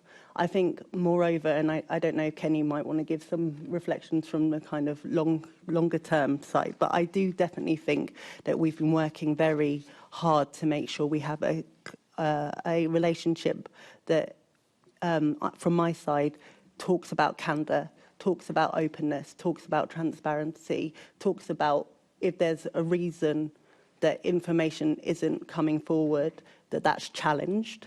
And I have been very clear with both the Commissioner and Deputy Commissioner on that. And on this report, likewise, I've put it in writing. We've talked about it at the Mayor's Bilat. I think it's when things are difficult that there is that, but we are very clear that the work we want to do with the Metropolitan Police is oversight. So that's support, but it's challenge as well. And challenge brings about learning. Okay. I get from that perhaps there is still reluctance on their part to actually give you the information you need to do your job properly. Is that my fair assumption or not? And perhaps Kenny. So what I would say is things have definitely improved in terms of the relationship around the data sharing. We used to have real problems, for example, getting access to basic crime performance and other data which is required for us to be able to do our oversight through our evidence insights team. I would say we've seen a genuine change in that, not just in terms of the willingness to share the data, but also the structures of the meetings which we have set up, which report into Lindsay Chiswick on their side and me, and then ultimately up to Rena and the Deputy Commissioner and all of that. I would say clearly not sharing this with us in the way it was done wasn't good enough, and the Deputy Mayor and Mayor have made that clear to the Deputy Commissioner and the Commissioner, but I would say this is more in the unusual space than the usual space nowadays. Fine, thank you. And my last question then is, one of the recommendations, well, there's no recommendations, one of the suggestions from the report is that the Met must stop designing around its own tolerance for discomfort. Decisions about strategy, messaging or budget should not be made by what's the least disruptive to the existing order, but by what is needed to repair harm. And we're going through the budget process at the moment. I know you've talked about a time to reflect, but in this budget process, are you trying to make sure that that is taken account of currently, even though you know the full phasing of what happens might be at a slightly later stage? Yes, I mean, we know obviously that we're starting in quite a long process in terms of the budget at the moment. However, similarly to previously, we've always been clear through the Mayor's prioritisation that reform is a key part of the work that needs to be done. It's talked about in New Met for London 2 as much as it's talked about in New Met for London 1. But the Daniels report, we've been very clear, needs to be part of the reform work and the work that's done in this space, and that they are given a resource to do that. Thank you. Thank you, Chair. Thank you. Assemblymember Boff. Has the Daniels report been peer reviewed? No external bodies. The Metropolitan Police commissioned this report, and we're now taking forward that work. Okay. Staff survey on the new Met for London, which was introduced directly by the police itself, revealed that only 10% understood it after some time of being introduced. How confident are you that any changes brought about by the Daniels report are actually going to get through to the sharp end? I think that that's a really good question. I think that this is something that came out of the HMIC investigation when they came out of Engage. When they first did the first round of investigation, they said that they've got the right plans in place, but it wasn't hitting the front line. When they came out of Engage, they said that there were green shoots of that improvement going to the front line, and that was one of the key aspects of why they came out of Engage. So we need to make sure that that is a continual thing, that through all of the work they're doing on reform, that it's not just structural or strategic change, but that is being felt on the front line. And that's why New Met for London 2 continues on that trajectory. They're saying that it's not, you know, job done. They're saying that they need to continue the work on reform and on standards.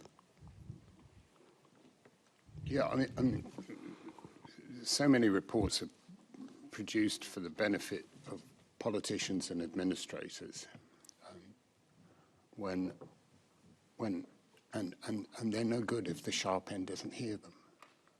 And I haven't heard anything that persuades me that there's any different approach now to changing the culture from the bottom up rather than the top down. I think that what's important now is that this report calls for, it's not a set of recommendations as noted by Assembly Member McCarthy. It is about calling an analysis of the issue and an analysis of how harm and race is being enacted in the Metropolitan Police.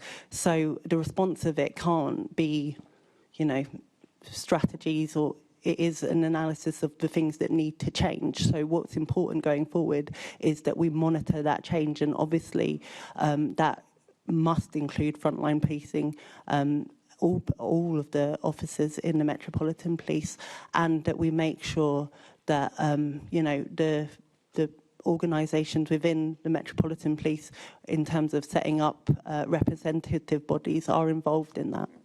Can I? Yes, please, Mr. So I think there's two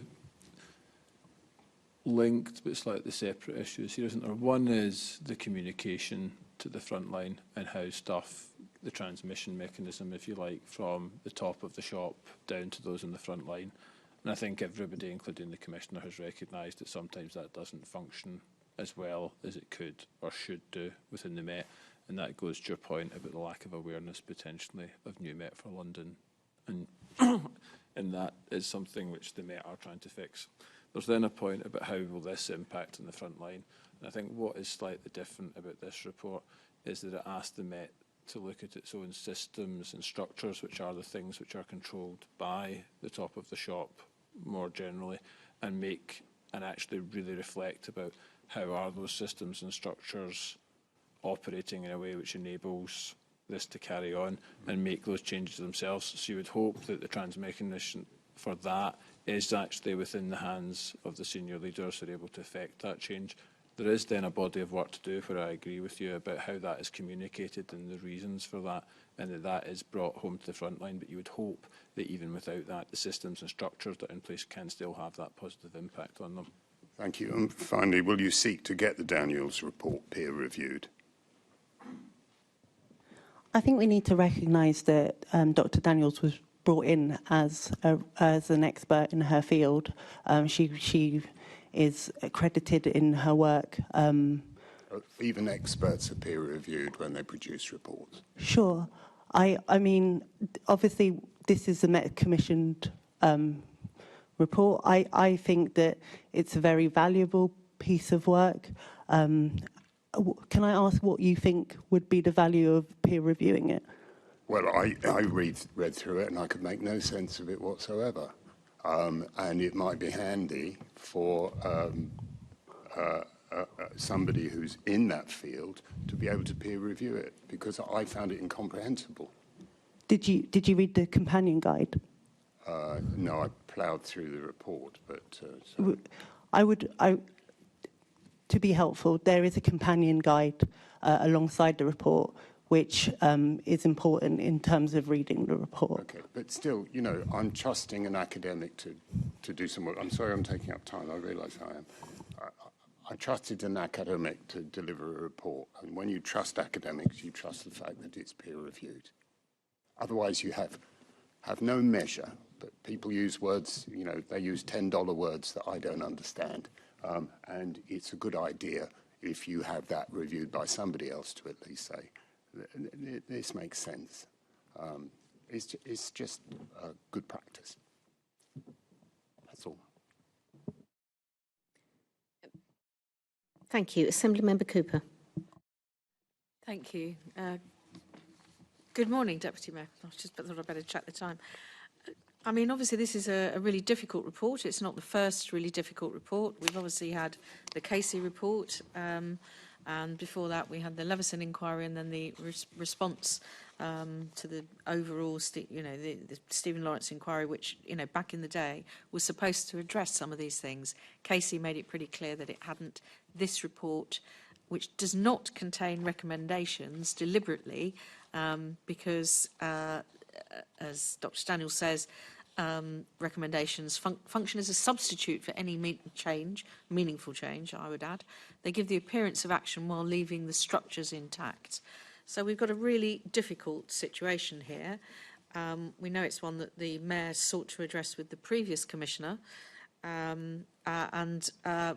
think a lot of people do find maintaining confidence in the police, not just from black communities in London, but other communities as well. To what extent are you confident that the Met really understands the change that they need to make and the kind of action that is being referred to in Dr. Daniel's report? I think that given that they recognise the need for the external expertise in the first place of bringing Dr. Daniels in, and that the report really lays out an in-depth analysis of what's happened, the scale and the Commissioner's reflection on the scale of that work is clear. I think what's important is how they now take that work forward, and that's really, where we need to see the action and at pace. Yeah, I think so, because I think bringing Dr. Daniels in is good, as you say. I think the current Commissioner reflecting on it is good, but really, just bringing her in and just reflecting on it, we actually really need to see action, don't we? 100%. Are they capable, though? I mean, they have to be, would be my answer, is that, they're a police force that serves London's diverse communities. We can't continue to see reports like this. They have set an ambition themselves to become an anti-racist organisation, and we need to make sure that we're working alongside them to be able to do that.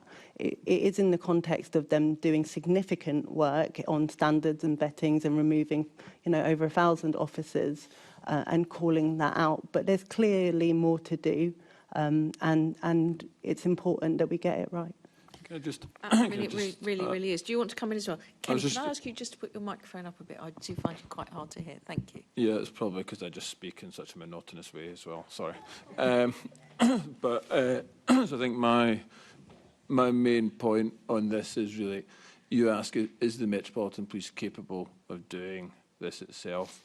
And I think when it comes to issues like cultural reform, and especially when you start talking about some of what Baroness Casey found around racism, homophobia, misogyny, the position is that the Met probably does need to be humble enough to admit that it needs to bring in expertise, because police officers are very good at many things, but probably do need some help and do need some more expertise from actual experts on how they drive those sort of cultural change elements. Most big organisations would bring in experts to do that sort of thing, embed that, take the learning from them.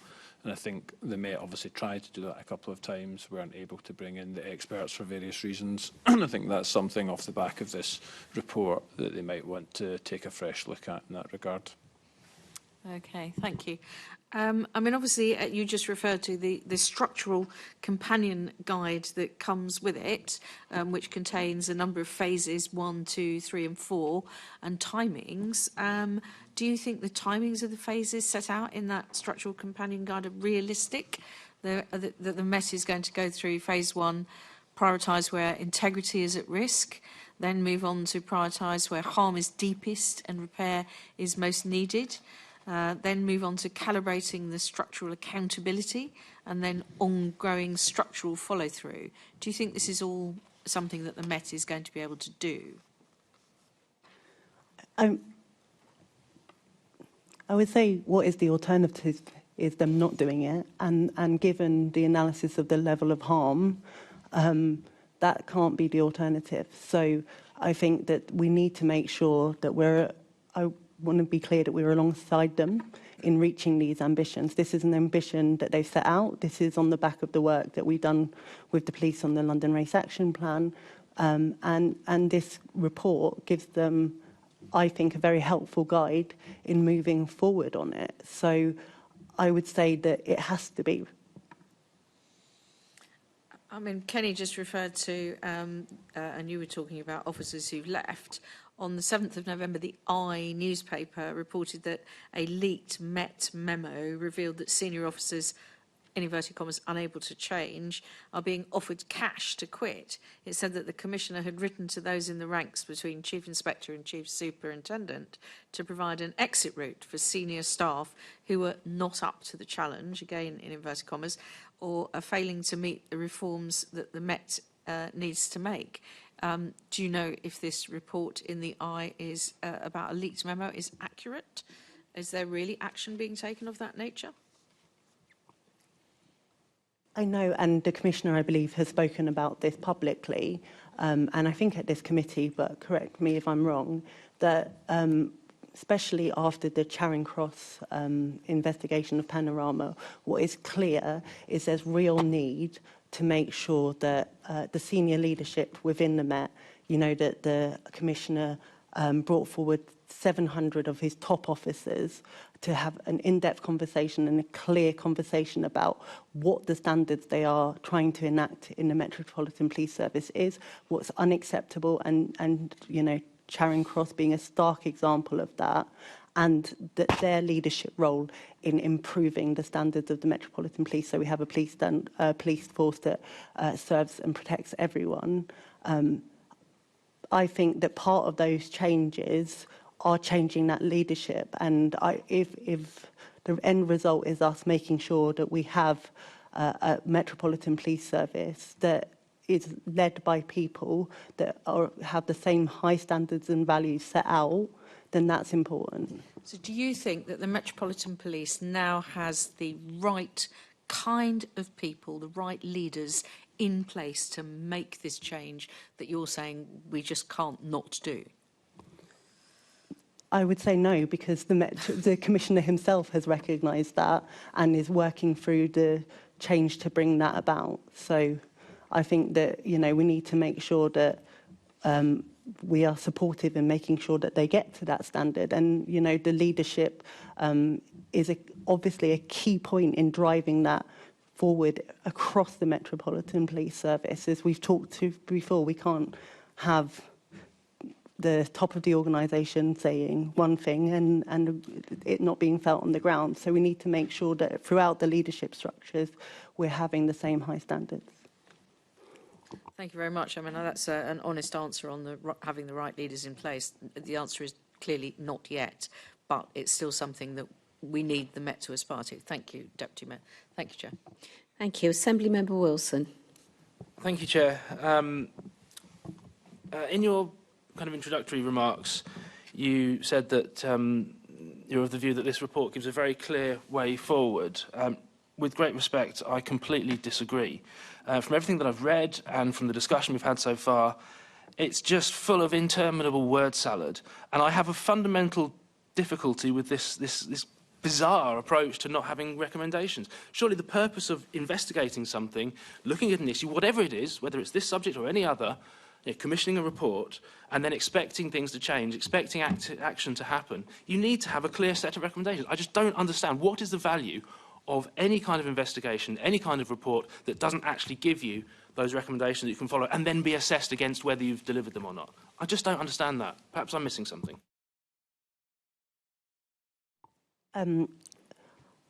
Talking to Dr. Daniels, what seemed to be really important in the work that she conducted was a picture from the black community into the Metropolitan Police Service, so they understood how the actions they took felt to black communities, black officers, but also an analysis of how their current structures are enacting that harm and how it's not, you know, the ambitions of improving things without rectifying those structures are not going to be possible. So I would say that it's important that there aren't recommendations, because the Metropolitan Police Service need to work through how they're going to change those structures. I think that if there were recommendations that just simply said do X, Y, and Z, then that's not them, especially in this cultural space, being able to think about what actually will make the long-term change, and also giving the Metropolitan Police the space to look at what's possible in that structural change as well. So I understand that it's not a traditional report, but I think replicating, clearly there's been several reports, and the analysis is that change isn't moving at the speed or the need of the black communities in London. So this is a different way of looking at things, and I think it's important now that the Metropolitan Police Service really do the work on reflecting on how they're going to move forward. The issues are laid out.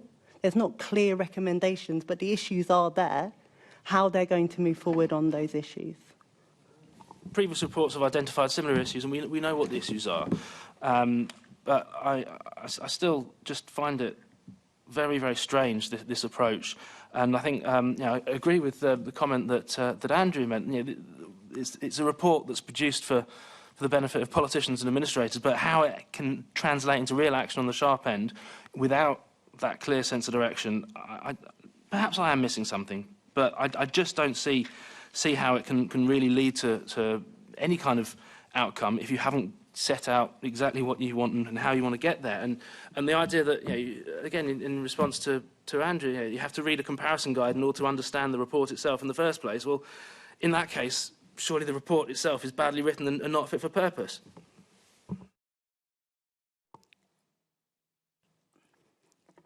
I would say that I think it's really, Dr. Shireen Daniels has put the companion guide in place to make sure that the analysis is accessible as needed. But I think that this isn't a report, this wasn't commissioned by a politician, this was commissioned by the Metropolitan Police using the information from the Metropolitan Police, and is an analysis of contextually how that harm is being enacted on black communities, including their own officers. And it's important that the Metropolitan Police see that analysis and think about how they are going to work to move forward. I don't think that telling them how to do it, if they don't understand that, is necessarily going to make the change. I take your point, but it just feels to me like it's another opportunity to bash the Met, but actually it's setting them up to fail rather than giving a clear pathway forward. But I'll leave it there. Thank you. Thank you. Moving on to the next section, which is about the Met Sandcat vehicle.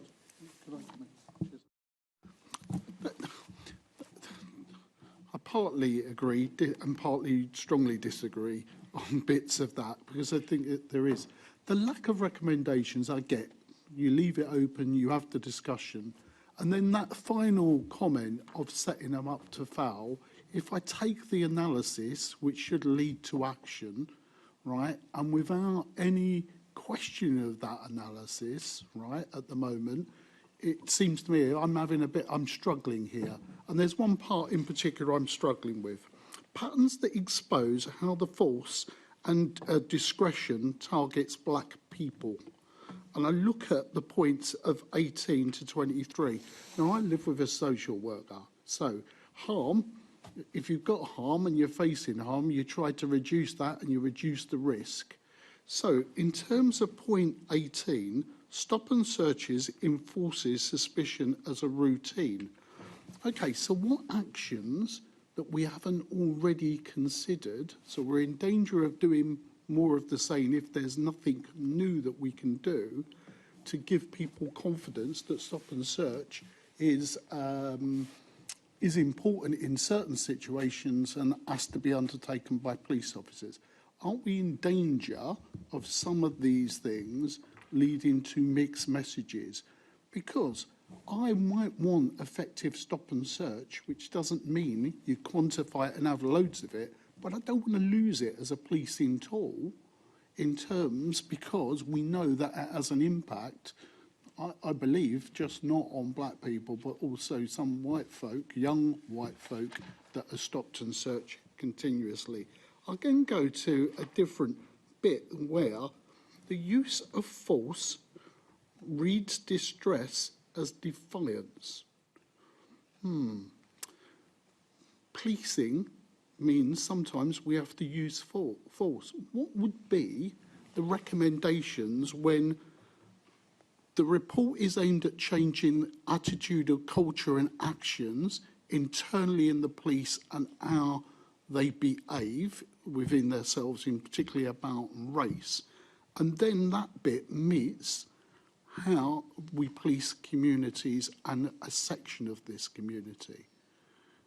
That's the bit that I'm struggling with at the moment. I think it's a report that's necessary. I get that. I think, right, I've got an analysis, but I'm thinking about how do we take that forward in a meaningful way to get what you said earlier, the actions required for change. I think everybody around the table would want fair policing, and we want to protect our community in that sense. So if it's unfair, then we've got questions about it, and we've got processes around that. Clearly, there are some weaknesses in the existing processes we've got. How are you going to deal with those issues? And in the sense of, you know, when HR issues, internal organisation issues around staffing and how staff behave meets actual real policing of our streets. Yeah, I'll start, and then I'll also let Kenny come in. But I think stop and search is a good example of this. I think, you know, we've discussed at this committee before that stop and search, you know, takes weapons off the street, is a valuable tool within operational policing. But also the research shows that how that stop and search is conducted, how the grounds of that stop and search, the rationale for that stop and search is important. And actually the work that MOPAC's been doing around research around stop and search really shows not only disproportionality in that, but also some of the grounds for that, and why enacting good stop and search and making sure people are conscious of their rights and other things are so important. I think Kenny will give the specifics of the numbers, but we know that enacting a poor stop and search, for lack of a better term, hugely has an impact on trust and confidence in the police, compared to enacting a positive interaction where everyone understands what's happening. Yeah, so to take stop and search, Assembly Member Deval, I don't think what this report is saying is that there should be no stop and search. And when you talk about how do we understand all of this, I think the other thing the report says is that the Met isn't responsible for all of society, and there will be societal reasons why certain things happen, but the Met can act as a multiplier for some of those issues. And if I think about stop and search, what would I say? Well, you could look at how our grounds recorded are the same grounds recorded as for black and white Londoners. What does that say about how things are happening? Are the grounds used for black Londoners more subjective than they are for white Londoners, like appearance or in the wrong area, as opposed to something about like people being seen doing things? What sort of training could you potentially put in place to look at that side of things? When you then talk about, and just to I'm not going to provide the exact figures. Excuse me, sorry, can I just interrupt? I don't normally interrupt. No, it's fine. I just want to interrupt. I'm taking that as read that we should be doing that already. And in fact, there's been reports that exactly carry out those issues. And we collectively have agreed that there should be more training of our Metropolitan Police there. There are going to be people on the other side of this argument looking at this report and then taking it logically. And this is why we might be setting ourselves up to fail, that will say, if you really want if you really want to deal with this issue and taken that in its broad analysis of what we've got, then you shouldn't be doing it. You should not. You have differential, you have a different approach to policing. That cannot be the approach that we take. So I agree with, I think we're violently agreeing here. So, I think we're violently agreeing here. Oh, right, yeah. In terms of that, I'm simply setting out, you said, what could people do as a result? I'm suggesting some of the ways forward on that, which is ultimately for the Met to decide. And in terms of what you talked, I think I can't exactly find this bit, but about distress being viewed as defiance, I think that's about the cultural norms and about the expectation, for example, about, and the Met talk about this and how they deal with children, for example, and treating them as children. And when younger children become distressed, not viewing that as a physical threat to them, not immediately reaching to handcuffing as a area like that. So I think there's quite a lot in the report. There's obviously the intersectionality, young people, race, all of these things that needs to be looked at. And I think this is why what Dr. Daniels is saying is the Met needs to hold a mirror up to itself rather than look at what's happening out in the community and look at what are the structures and systems that they themselves have in place to help facilitate this and make those changes internally. Yes, work with the communities in terms of prioritisation, but the change has to come from the Met in terms of what are they going to put in place for this. So isn't it important to stop hairs running, to reassure people like myself that I'm understanding where do we go, that we do all want real change, meaningful change, effective change in terms of the outcomes relating to this. The timescale, isn't the onus now on your good selves and the Metropolitan Police to bring forward something, we don't want a knee-jerk reaction, but actually we do need that urgent action. What I'm not picking up, or maybe I've missed in the exchanges, what's the timescales that we're going to see something about the recommendations, then we can have a further conversation, with the right information in front of us. Yeah, I mean, I agree with you, Assemblymember Duval, and that's why we're going to be discussing it at the upcoming LPB in December. I think there's a difference, isn't there, between a knee-jerk reaction and a plan on moving forward, and that's what we want to hold the Met to account for. Thank you. Thank you. If we can move on now to the issue of sandcats, Assemblymember Garbett. Thank you. I did just want to make a comment just on the last point, just about the fact that, just to say that I think the report is really welcome. I really respect Dr. Daniels' work and the voices of black communities and how important it is to have a report, and I found it fascinating. But obviously quite disappointed that it comes on the back of 4 decades of things saying the same thing, Charing Cross, and just this extreme disproportionate use of harm against black Londoners. And I guess what you were saying then, Deputy Mayor, really struck me that, they just have to do it. And I guess that's the point, right? There's no real consequence for the Met if they don't make these changes. And I guess the question is not just on timeline of delivery, but timeline of expectation of change. Like, what if 2 years later, another report comes out and says the same thing? Are we just going to say, oh, they have to make the change? So I guess the question is, when do you expect the change rather than when you do expect just, actions? I mean, I'd say a couple of things on that.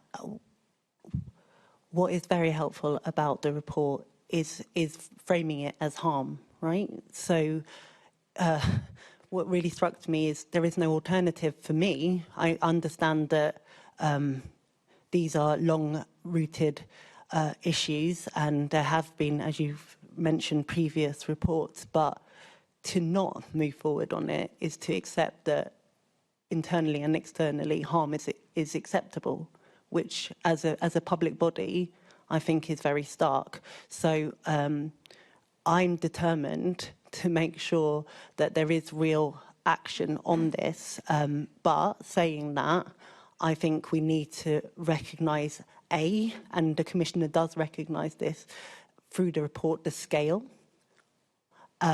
and also the scale in which it's going to take to change those structural issues. So I think one of the things that we really reflected at the last Culture and committee of the LPB is the glacial speed on that. Like, we understand disproportionality and misconduct, but we've understood that for a number of years now. What is the change? So we need to make sure that we're pressing on those issues. This report is exceptionally helpful because it's an in-depth analysis. We're very clear, and the timelines and milestones are laid out, so we can move forward.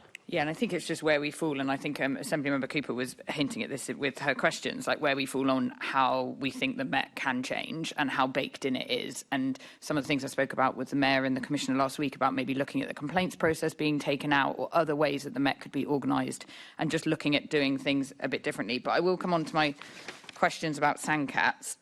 So my first question is, so this is about the procurement and the processes around procuring the Sandcat vehicles. So these 18 armoured vehicles that were commissioned by the MPS but approved through MOPAC. So when scrutinising the Met's decision to acquire the Sandcats, what criteria did MOPAC use? So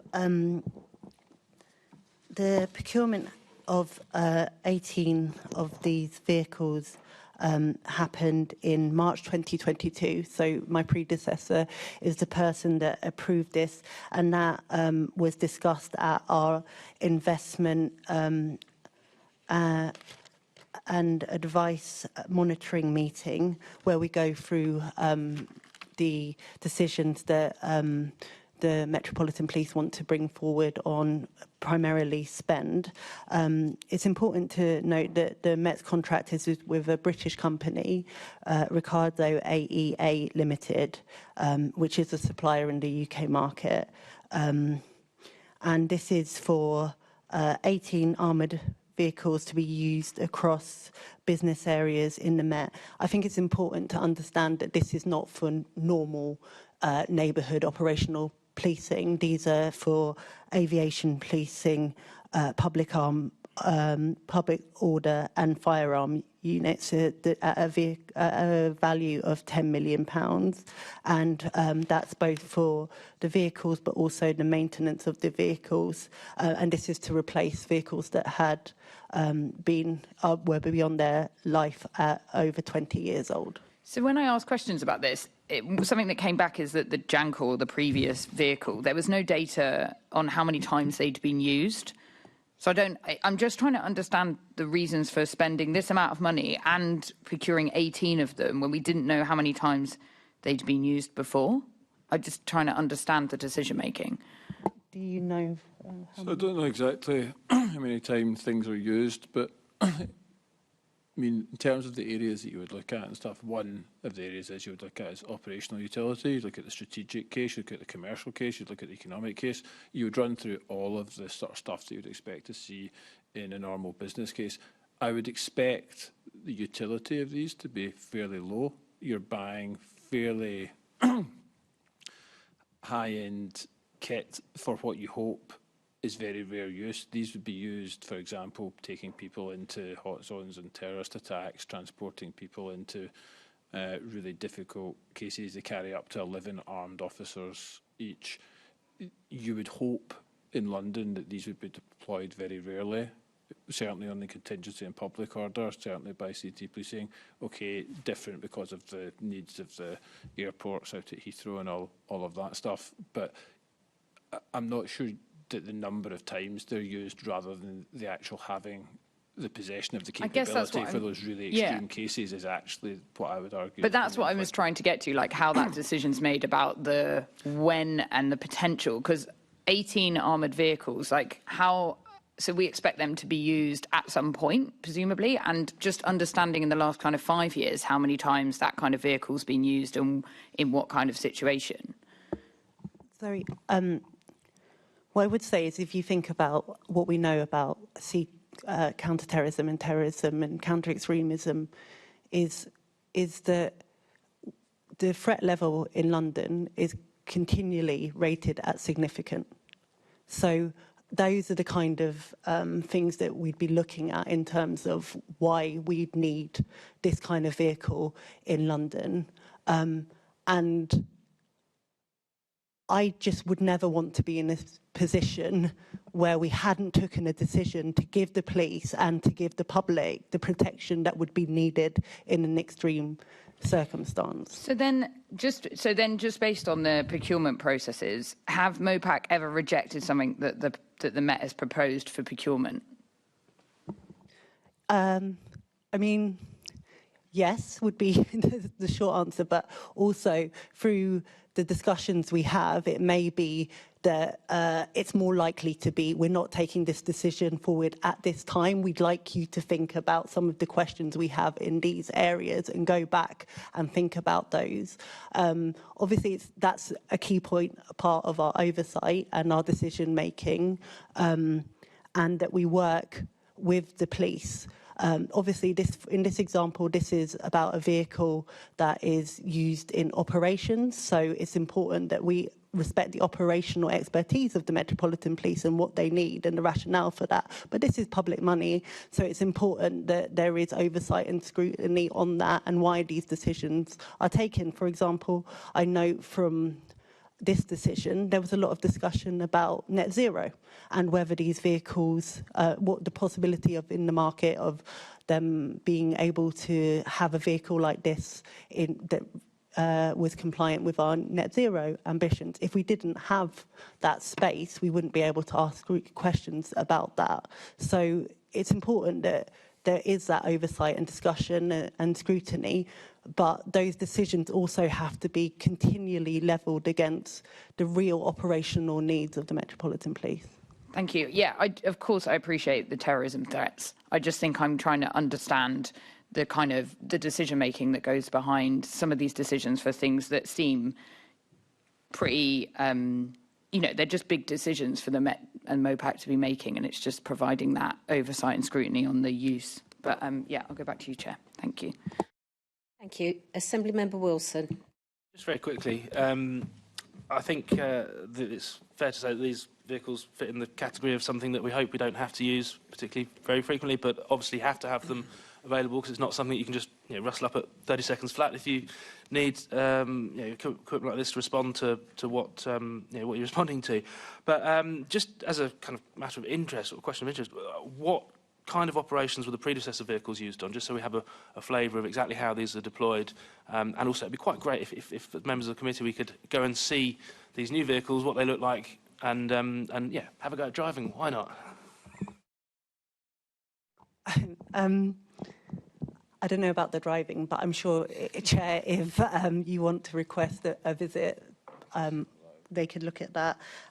Only if I can drive one, Deputy Mayor. That would be an operational decision, Chair. But these vehicles are used in MO6's public order work, MO19's firearms unit, and the aviation policing, so like for Heathrow and others. So it would be in those areas that the previous vehicles would be used. These are replacement vehicles. Thank you. Assembly Member Garrett. Morning.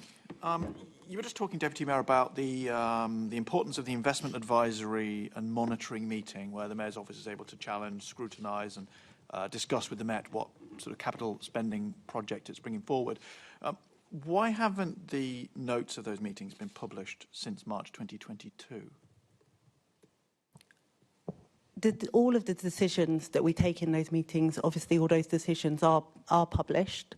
I can give you the exact decision. The information I've been given is that the notes haven't been updated on the MOPAC website since March 2022. So we published the decisions on the London government website, and for this one, the decision was PCD 1161, contract award for armoured vehicles. So you can look at the decision, and obviously the decision outlines the legal implication, the financial implications, the equalities impact, so that information is all there. In terms of the minutes of the meetings, it's important that obviously, when we're talking about procurement contracts, that we're able to have a place where commercially sensitive information is discussed, and therefore being able to minute those meetings, you couldn't have a transcript of them. But they were published up until March 2022, so what happened since then? Is that a decision you made when you came along, that you weren't going to do that anymore? No, no. Because everything you've just said is reasonable, but that was also true before 2022 when they were published. I don't know. Not a transcript, a note of the meeting. So I'll need to come back to you on that. I'm afraid I don't have an answer. That would have been before the Deputy Mayor's time, so I'll need to go back and have a look and speak to various people and come back to you about that. Thank you. But I do know that there is obviously a lot of commercially sensitive information contained in the discussion, so that might have been, but let's get you a clear answer. Sure, thanks very much. Sticking with procurement, how does the Met, sorry, let me try that again. How does the Mayor's office make sure that spending decisions that the Met are making are proportionate and good use of public funds? Yeah, so there's several routes for that. Obviously, MOPAC sit on some of the key internal infrastructure meetings within the police to do that. Also, there are several checkpoints in terms of, obviously, the IAM meeting that what we've been discussing today. There's opportunities for additional briefings on those if there's particular concern or scale issues on those procurement decisions. I'd often request an additional briefing on those so that I can fully understand the rationale of those. And then obviously as well, they're MOPAC decisions, which are mayoral decisions, so they also come up through the mayoral delivery processes as well. So there's several checkpoints and assurance, as well as getting the expert information from MOPAC officers, as well as the Metropolitan Police Service directly. We also sit on, our Deputy Chief Financial Officer sits on the investment and portfolio group, which is an internal Met meeting where it goes up to the first formal sort of stage of going through the business cases and everything, and we can participate fully in that, and that's after it's been through the internal Met sort of Chief Officer group meetings. It then goes up to EXCO, where normally our CEO and our Chief Financial Officer will be. I mean, it's not oversight per se, but that's us. We can hear the testing which is being done by the Commissioner, the Deputy and others around that table, which can often be quite robust. And then obviously there is an opportunity when it comes across to the IAM equally, and some of the bigger issues and the bigger programmes that there are, the Deputy Mayor has had specific briefings and been able to be taken through things in a lot more detail. Okay. And sometimes where it's been difficult, Deputy Mayor's actually gone on visits to see the current system in operation and understand through speaking to people what benefits they believe new systems would bring to them, so that you can get a sense of it. Okay. So the sand cap we were just talking about was £10 million, which is quite a lot of money, but I was challenging the Commissioner last Thursday about the overspend, which is over 253 million, just in waste and overspend on Connect and Command and Control. Do you think your predecessor or yourself, since you took over, was strong enough in making sure that the Met was spending that money, or could have been spending that money better than it clearly did in the end? Connect and Control is the exact example that I think Kenny was thinking about in terms of the visit I went on to see the current, you'll know that Connect and Control, but just to explain for Assembly members and members of the public, Command and Control is the system that the Metropolitan Police Service use to pick up 999 calls and also dispatch response to them. So it is a critical piece of kit for the Metropolitan Police. The current system was procured decades ago and isn't what we would need in terms of a modern system to make sure that Londoners get the response that they do. I have to say the current, seeing it in action in Lambeth, it's very impressive, the amount of dedicated officers who are there doing an amazing work, but we need to make sure that they have the systems that match their capabilities and make sure that London gets that. So this is a key piece of kit that we need to get right. I do think there have been, and I have been, this is one of the first briefings I had and continues to be a continual checkpoint because of the scale and because of the technical complexity of the various systems needed in order to make sure that when it becomes deliverable, it is brought in safely. So there's definitely regular meetings. I think there has been real challenges in the contract, and we have continually challenged the Met to understand how they're taking those forward, and that's really important. And I know that this has also been a piece of work for my predecessor, but it is a huge. This is exactly why we need that oversight, because this is a huge amount of money on a system that is, I would say, fundamental to how it's being policed. You'll appreciate that at some point the chair is going to ask me to move on. And so you've spent quite a bit of time telling us why it's important and why it matters and how wonderful the people are. I have no disagreement with that. My disagreement is about the fact that while MOPAC existed and had all this oversight, the Met spent 90 million quid on a replacement, binned it and started again. And so the oversight didn't really work. Like in 2022, the Connect system, just the replacement got binned and started again. You're looking blank. So that's two different systems. I'm So sorry, there's command and control, and there's sorry, Connect. apologies, you're right. I'm going to come on to Connect. Command and control, you're right. But you haven't mentioned that, and the MOPAC oversight you've just described, that was all in place then. So what I'm really asking you is, what's changed? Why wouldn't that just happen again?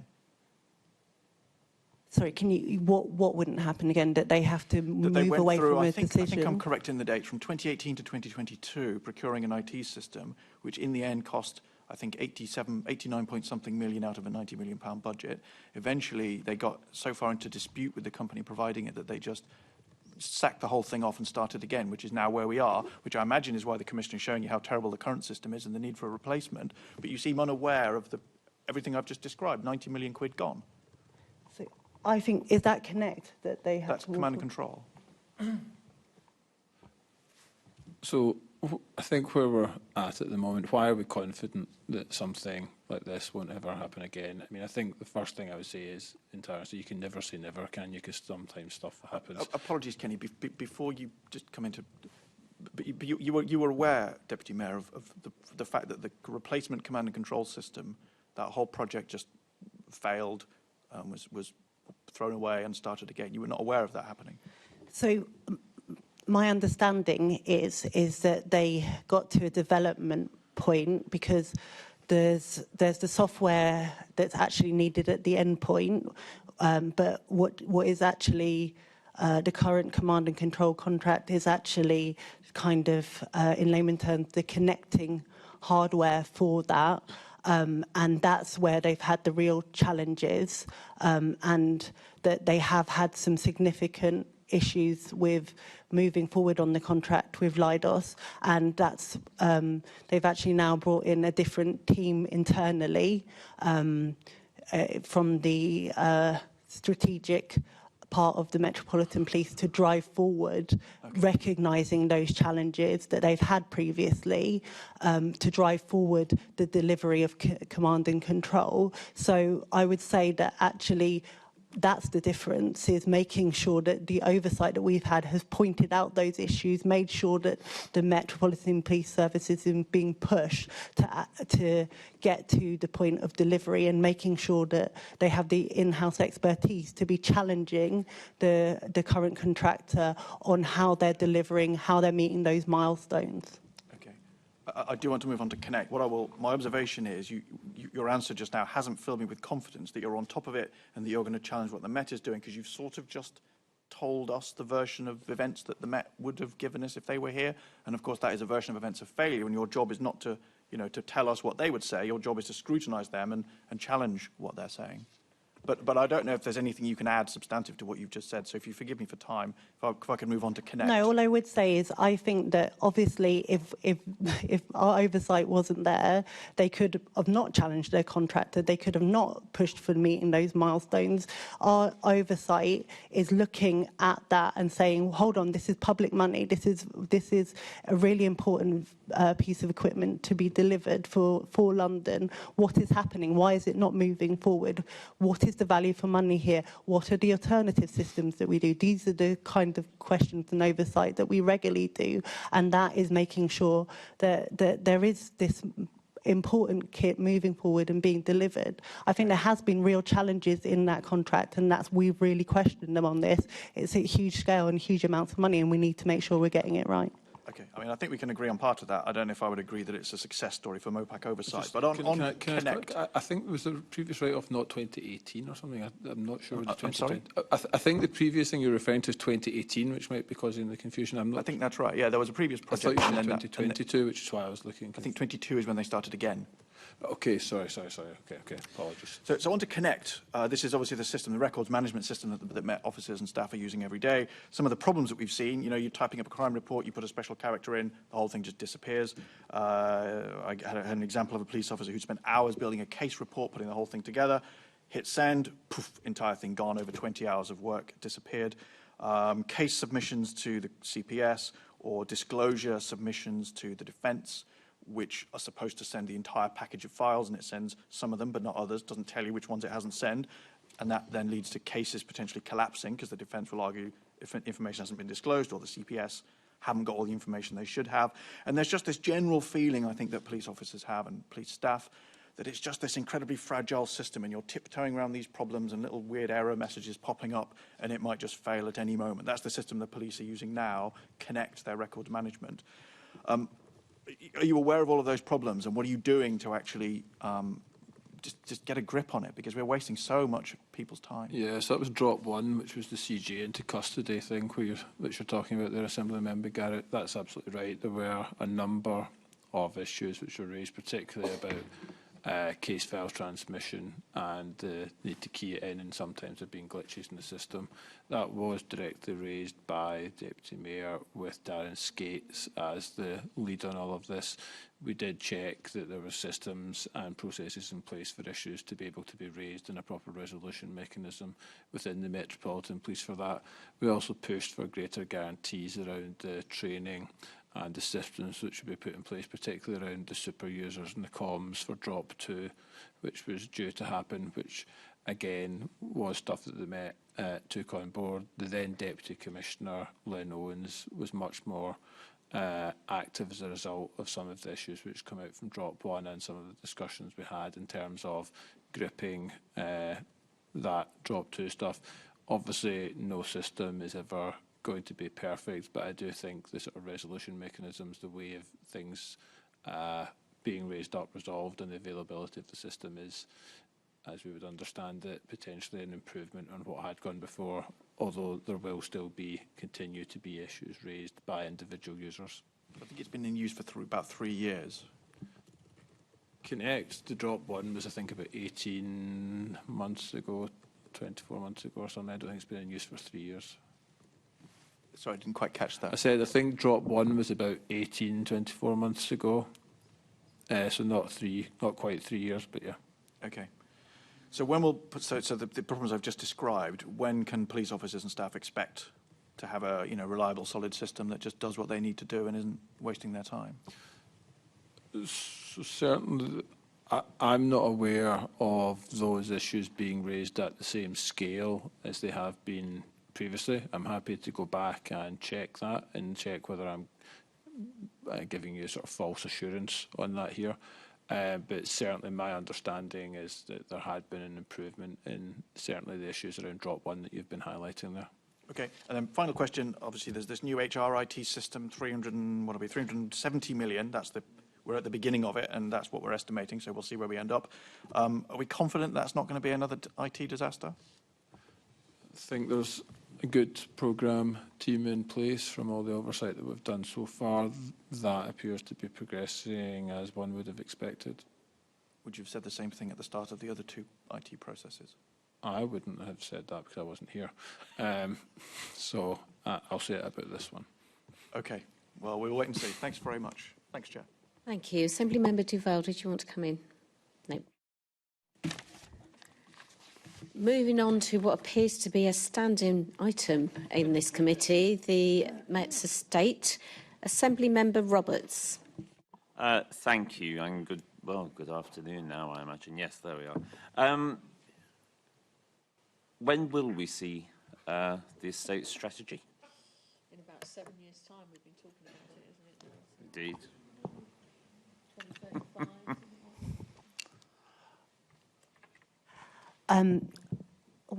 So we will see the estate strategy by the end of this year. I know that this was an issue that was brought up on my first meeting with the PCC, and it's something that I have passionately been pushing internally, that we make sure that by the end of this year that this is published. I know that the Commissioner and the Mayor gave the same assurance last week in plenary. We're definitely in the final stages of publication, and yeah, so you will see it by the end of this year. What's been the reason for the delay in us seeing it? We were promised it in summer of last year. We were promised it just before summer of last year, and still we haven't suddenly found lots of new police stations that we didn't know we had, have we? So why has there been this delay? No, we definitely haven't found more police stations. It's important to understand that the estate strategy has had to take in several considerations. Obviously, the Kerslake review in terms of housing, the operational plans of the police in New Met for London, and also the changing budgetary constraints. It's also important to understand that the estate strategy as a MOPAC document has to go through the various internal challenges and get comprehensive feedback from not only MOPAC but the GLA land and housing, GLA climate and sustainability, as well as we've actively worked with community stakeholders and the London Policing Board to make sure that we've got that feedback. The Metropolitan Police did send a draft of it in the summer, and based on the feedback that we gave them,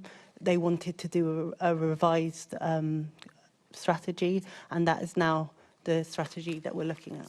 Okay, in 2021 there was a disposals list published, which included properties such as Teddington Police Station, which is still empty. It is still possible for disposal. There are people who wish to take on Teddington Police Station and have been rebuffed time and time and time again. There are plans for it to be used possibly for a local police base, but also for affordable housing and a doctor's surgery.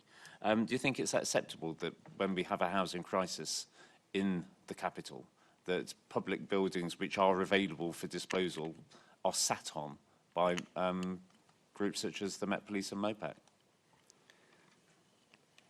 Obviously, we know that the estate of the Metropolitan Police has significantly shrunk. So previously, there were 600 buildings, and now we've gone down from 400 to 200 buildings. It's really important that we make sure that the Met has the right facilities that they need. I know the Commissioner have told the Assembly on several times that half of these are failing to meet the good standards. So it's really important that we also think about the maintenance of the current estate in the work we're doing in the estate strategy, and looking for opportunities, as you said, to take forward those opportunities where possible. I know that we'll be looking, but also having the financial resources to do that. And obviously, there have been decisions that have been taken to enable some of those,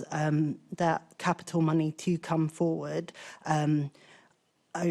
in the previous terms, so that we can work on making sure we have up to standard buildings.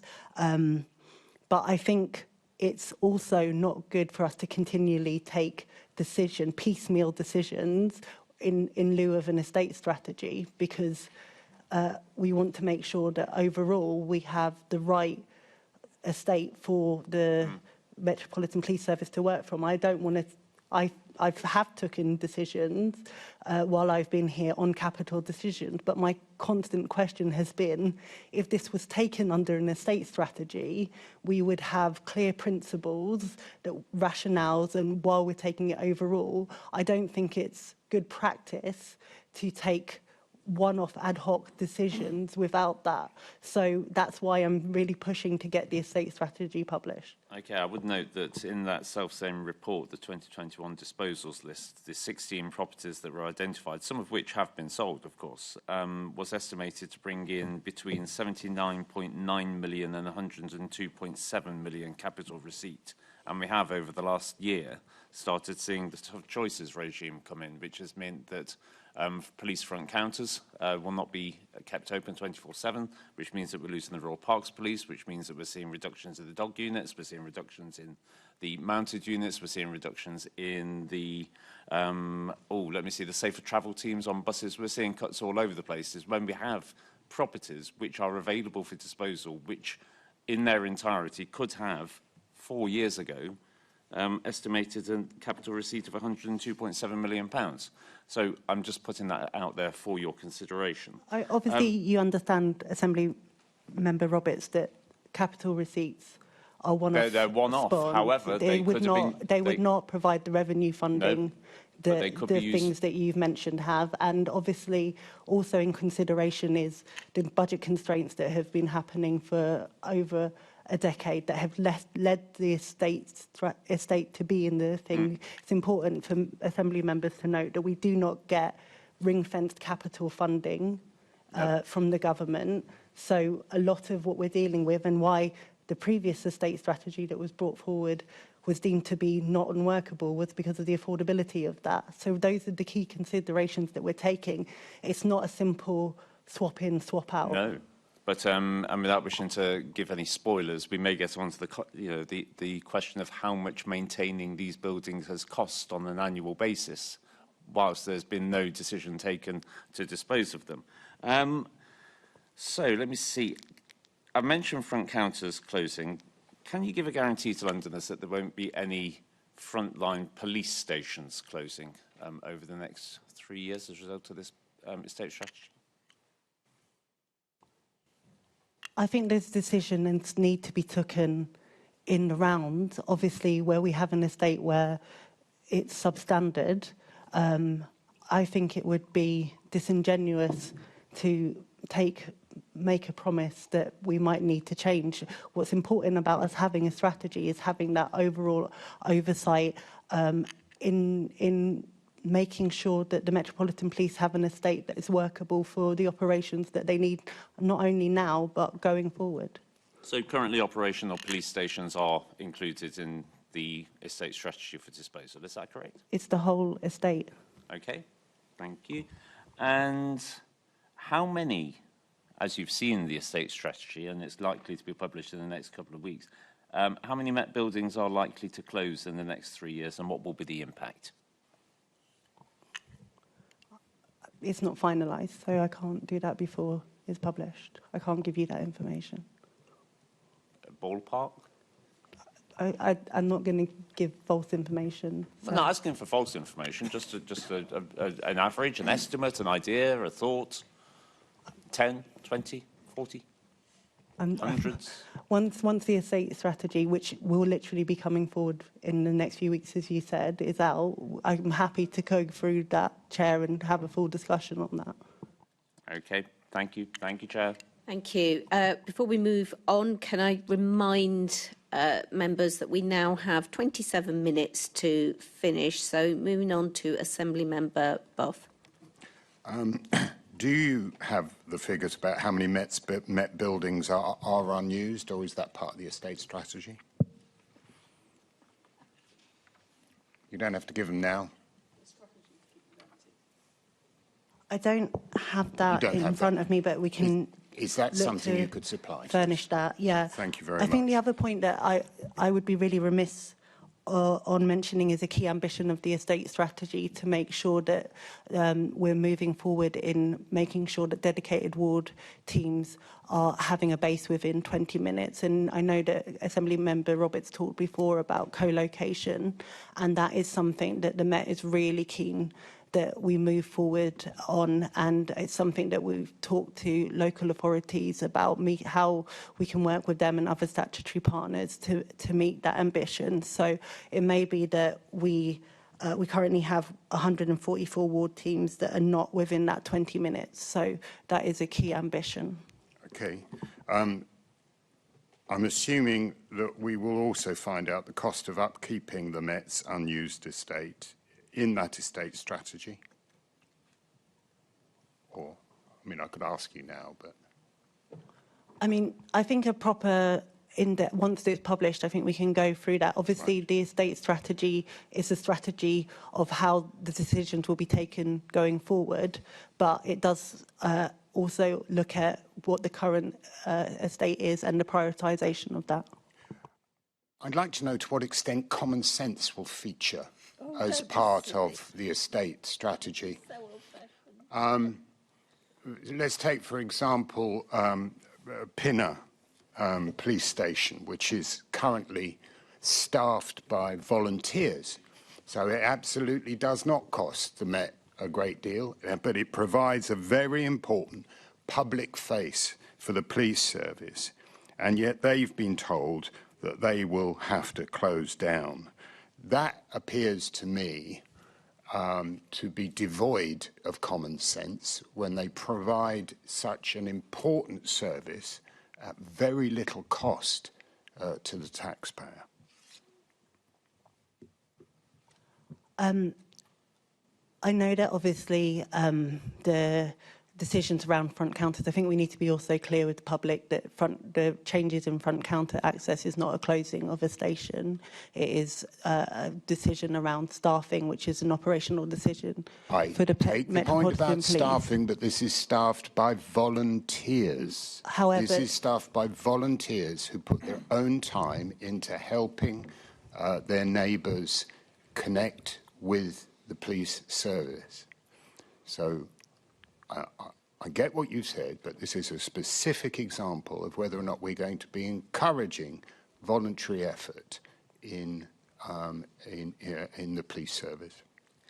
One of the key challenges in the Met's decisions around front counters was how much officer time that it was taking, even where there are volunteers, if there's advertised opening times and those volunteers, for whatever reasons, aren't able to do that, the Metropolitan Police Service obviously have to backfill that. So it does have wider operational implementation decisions. So you're assuming the volunteers aren't going to do what they say they're going to do, and also you said earlier that it's very important that we have an operational base. Seems to me that we could combine the two, and providing a voluntary-led front counter with a base for the police service. I mean, that seems to me like common sense, which is why I led with to what extent will common sense feature in the estate strategy?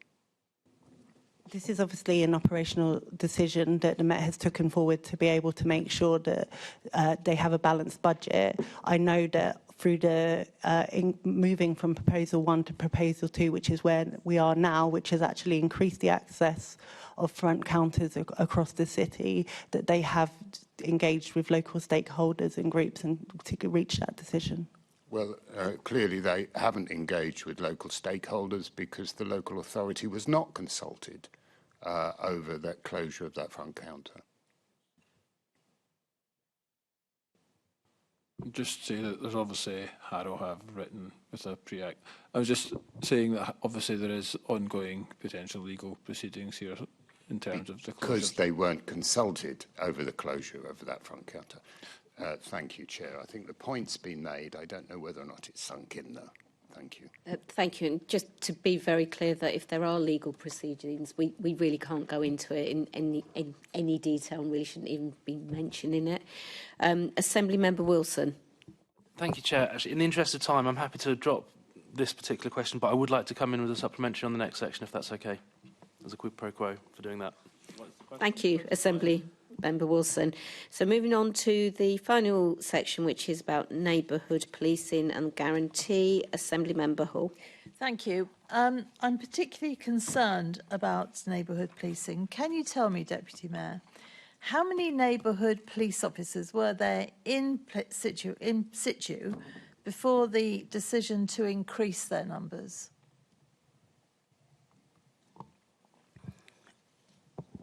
what we've been trying to do is to make sure that the manifesto commitment of uplifting the amount of officers we have in neighbourhoods policing, because London has clearly told us that that's the priority. Yeah, no, I know. How many?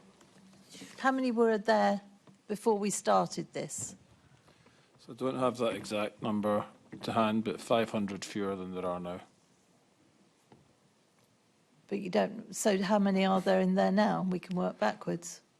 Oh, I'll come back to you on that. You see, this is a prime thing that the Mayor keeps saying, and yet we don't have the numbers to hand. And it's really important, because if you don't know what you actually start with, it's no good saying, I mean, if you know you've got 500 more than you started with, how do you know what you started with if you don't have that number? I mean, overall, I know that a key part of this was making sure that we have the right officers in the right place. So I think it's really important that if we'd known that you wanted that number, we could have got that for you ahead. I would have thought you would have known this number. It's one of the really key things. We are losing officers from all sorts of areas. Assemblymember Roberts has run through it earlier. I get officers phoning me saying, my department's being closed, we're being moved, the safer transport teams, dog teams, you know, the Royal Parks, you could go on and on. So given that all of these officers allegedly are being put onto safer neighbourhood teams, it is absolutely vital that you know that you started with 100 and now you've got 500 or whatever. It's a vital number. Have you looked it up now, Kenny? Are you helpful in that way? I'm helpful, but I haven't I know, managed that's to, what I'm saying. I haven't Have you managed got to that quite number? get to that number yet. I mean, I'm trying to look back, because I think the number you're looking for is the number from when the government's neighbourhood pledge guaranteed. So I'm just trying to find the grant agreement from that to make sure that there's a consistent number being used out with what's gone to the government. So, thank you. That would be very useful. Exactly how many are we aiming for? You must know that then, Deputy Mayor. How many are we aiming for in London, safer neighbourhood officers? This year alone, the target was to make sure we have 670. We've already moved, of those, we've recruited 300, and we're hoping to recruit the remainder of those in the upcoming months, as I said, and that's the overall recruitment target for the year. But in terms of moving neighbourhood officers, we've already moved forward with deploying 500 officers into neighbourhood teams, and we'll be moving by the end of the financial year to add an additional 500 to that. So how many are you aiming to have? So if I asked you, right, what are we going to have by the end of the year? How many safer neighbourhood officers do you expect to be in place? 1,000. 1,000. Over how many wards? Remind me. Across the... Remind me how many wards there are in London. 32 boroughs. How many well, they've all got borough command? It's over 1,000 wards, must be. How many wards? You must have these figures written down somewhere. Shall I, while Kenny is trying to look this up, shall I tell you why I'm concerned? Because when I talk to safer neighbourhood officers, they are saying they're not seeing an increase in their numbers. They're saying they're holding empty spaces. They're saying that they know they're going to get more officers, but they haven't got them yet. And this is from various parts of London. Now, it could be that I've just been terribly unlucky and everywhere else is awash with neighbourhood officers. But it doesn't give me any, give me any great confidence when you don't know what we had in the beginning.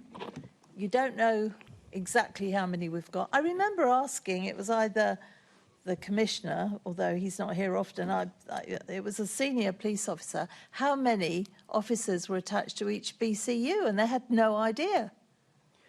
I think it's really important at the moment for us to make sure that we, as you've mentioned previously, that through the changes in the financial decisions that have been taken on the back of the last budget, that there is a lot of change and churn going on in the police at the moment. A lot of that is to drive our ambition to increase the neighbourhood teams, and that has been prioritised. We've seen 90 additional officers joining teams in areas of the most high volume crime areas in terms of theft and robberies, which cover Brixton, Kingston, Ealing, Finsbury Park, Southwark and Spitalfields, and that has led to real reductions in crime, with 8% down on robbery, 9.1% down on because of time, let's burglary, theft. No, I think it's important because we're taking these decisions and prioritising these decisions, and it's having the real impact. We've seen theft from the person down 6.1%. The total vehicle of offences. Can we just? Sorry, you don't have the time to understand the impact of prioritising and you don't have the figures police. that I'm asking you for. There are 679 Sorry, Chair, I thought it might be interesting to the committee to understand the outcomes. No, it's my turn to ask questions. Assembly Member Hall, you did ask a question. It is up to the Deputy Mayor how she answers it. No, it's not when. No, I had enough trouble with the Mayor never answering a question. Assembly Member Hall, can we let the Deputy Mayor finish the question, then you can come in, come back in. Can she answer properly then? Well, if we let her finish, and then you can come back in. Right, Deputy I'm looking Mayor. at numbers, Thank you, Deputy Chair. Mayor. Deputy Mayor. Not a whole load of spiel about anything else. I'm Assembly looking for Member numbers. Hall, please can we let the Deputy Mayor finish, and then you can come back in. My point was that we're prioritising the deployment of the neighbourhood officers and the uplift. So we've doubled the police officers in the West End, alongside additional officers in Brixton, Kingston, Ealing, Finsbury Park, Southwark and Spitalfields. And this prioritisation in the most high, based on data, offence areas is having a real impact, and that's why we will continue to prioritise these. In terms of robbery, which has gone down 8%. No. Burglary. I don't understand I need why. The answer to the questions. I know you do. We have a few minutes. Getting them. If we could have a speedy response as well, please, Deputy Mayor. So robbery's down 8.1%, burglary's down 9.1%, theft from persons down 6.1%, and vehicle offences are down Deputy Mayor, don't just read off that sheet. I am asking questions. Well, forgive me. Okay, this is Assembly Member Hall, you can now respond. Right. There are 679 wards. You can put that on your list there. Now, what I want to know is how many neighbourhood officers that there were before that you're aiming for now. I mean, you say you doubled them in the West End. You've obviously got that written down, so I'll help out by saying, OK, then, how many officers are there now in the West End that you've just mentioned?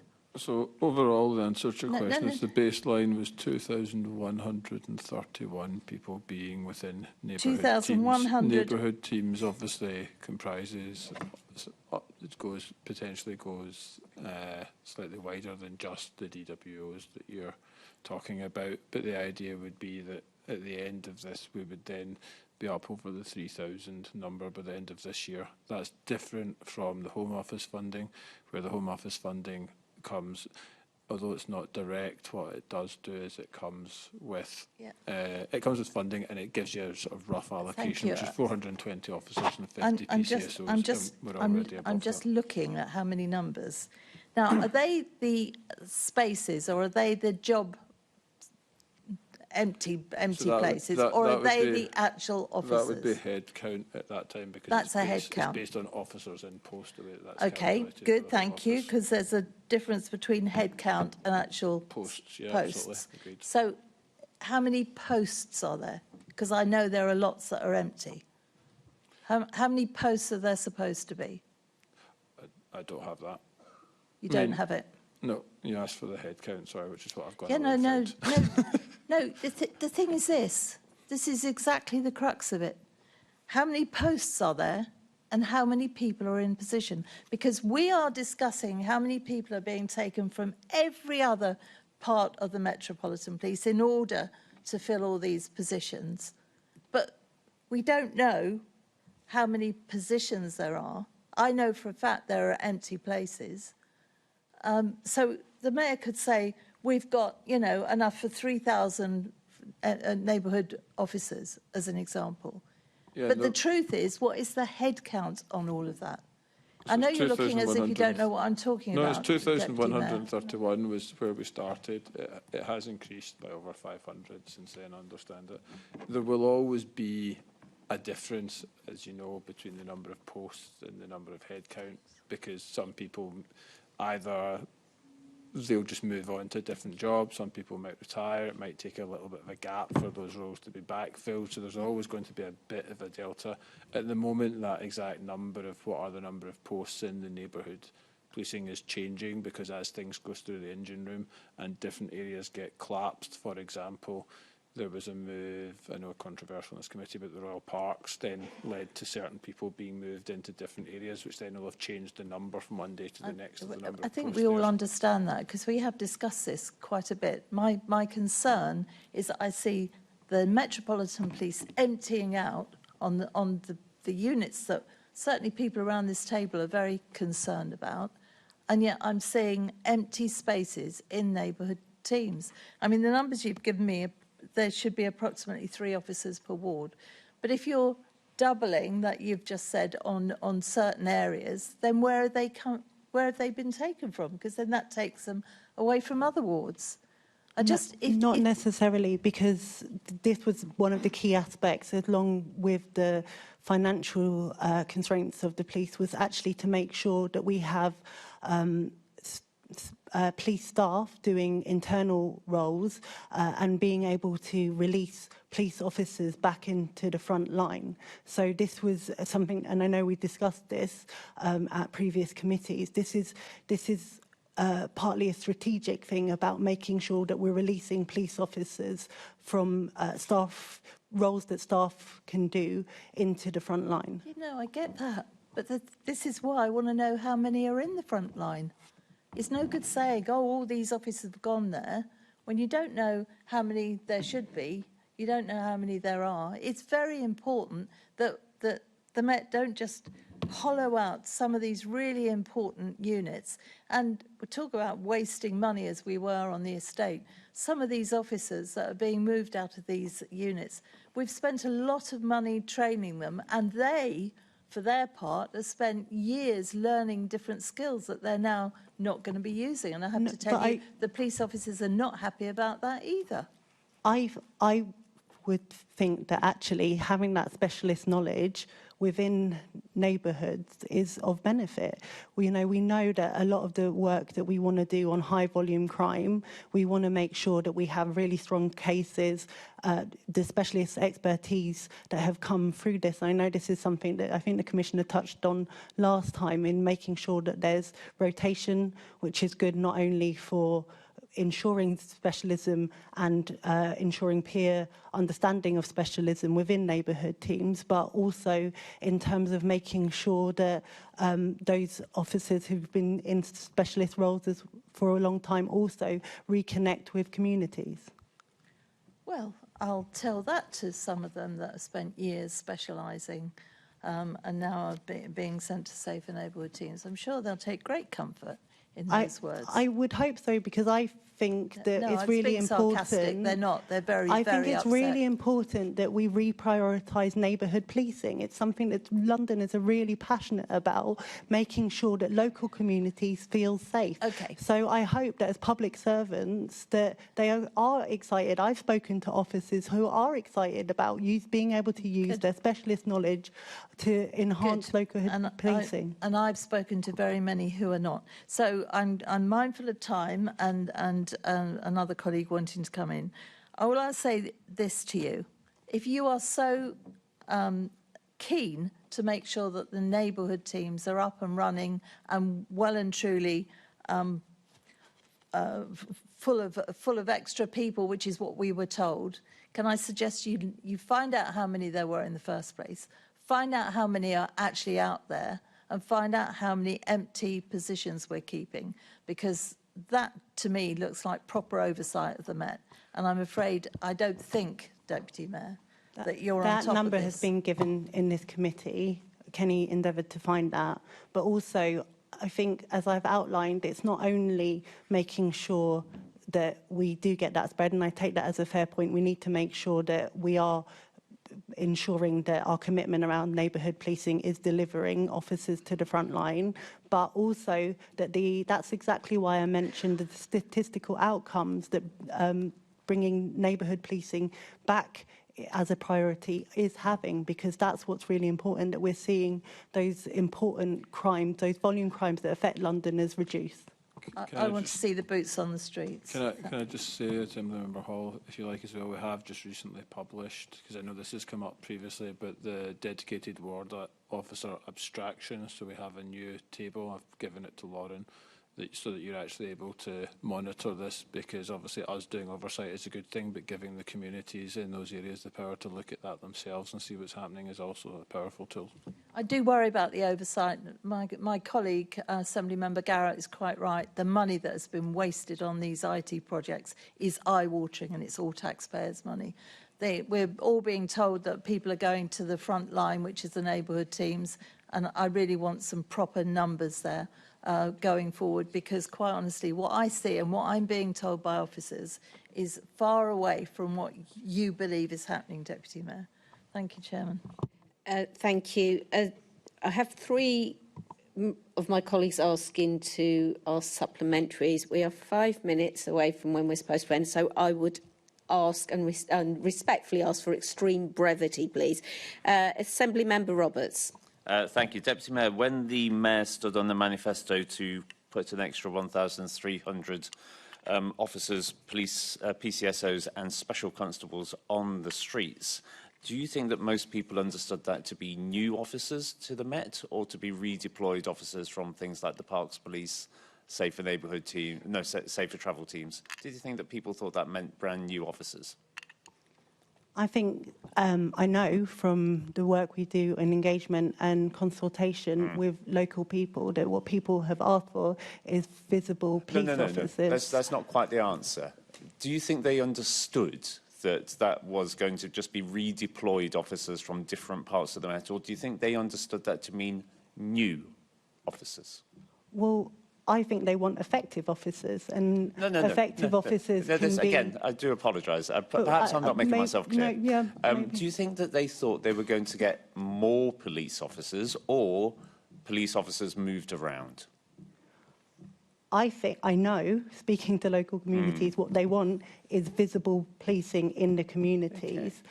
I think that we have already deployed 500 this year. By the end of this year, we will have that number up to 1,000, and it's having an impact in terms of the crime stats we're seeing. I think that people's priorities, and we've seen this time and time again, is having visible police in communities, and that's what we're working to deliver on.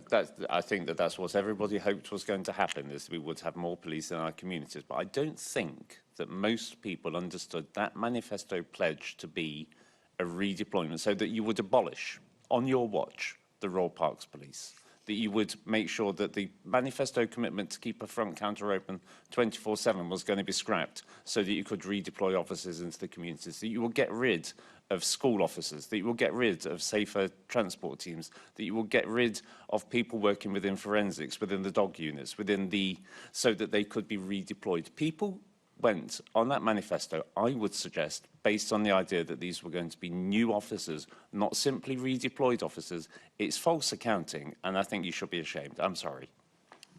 I know that we've discussed this time and time again in the committee, but obviously the Metropolitan Police Service have had to make sure that they have a balanced budget, and that budget has obviously had to take in over a decade of underfunding of the police, and those tough choices have had to be made. And as I said previously, part of that is changing things and reducing things, but also part of it is making sure that we have the most effective neighbourhood teams. So I think that having a mix of new recruits and specialists and deployed officers from other places is not a bad thing. It's a good thing. It's a positive thing to have then to be frank, you should have been honest with people about that. You should have been honest and say, this will be some new people, and also we're going to redeploy.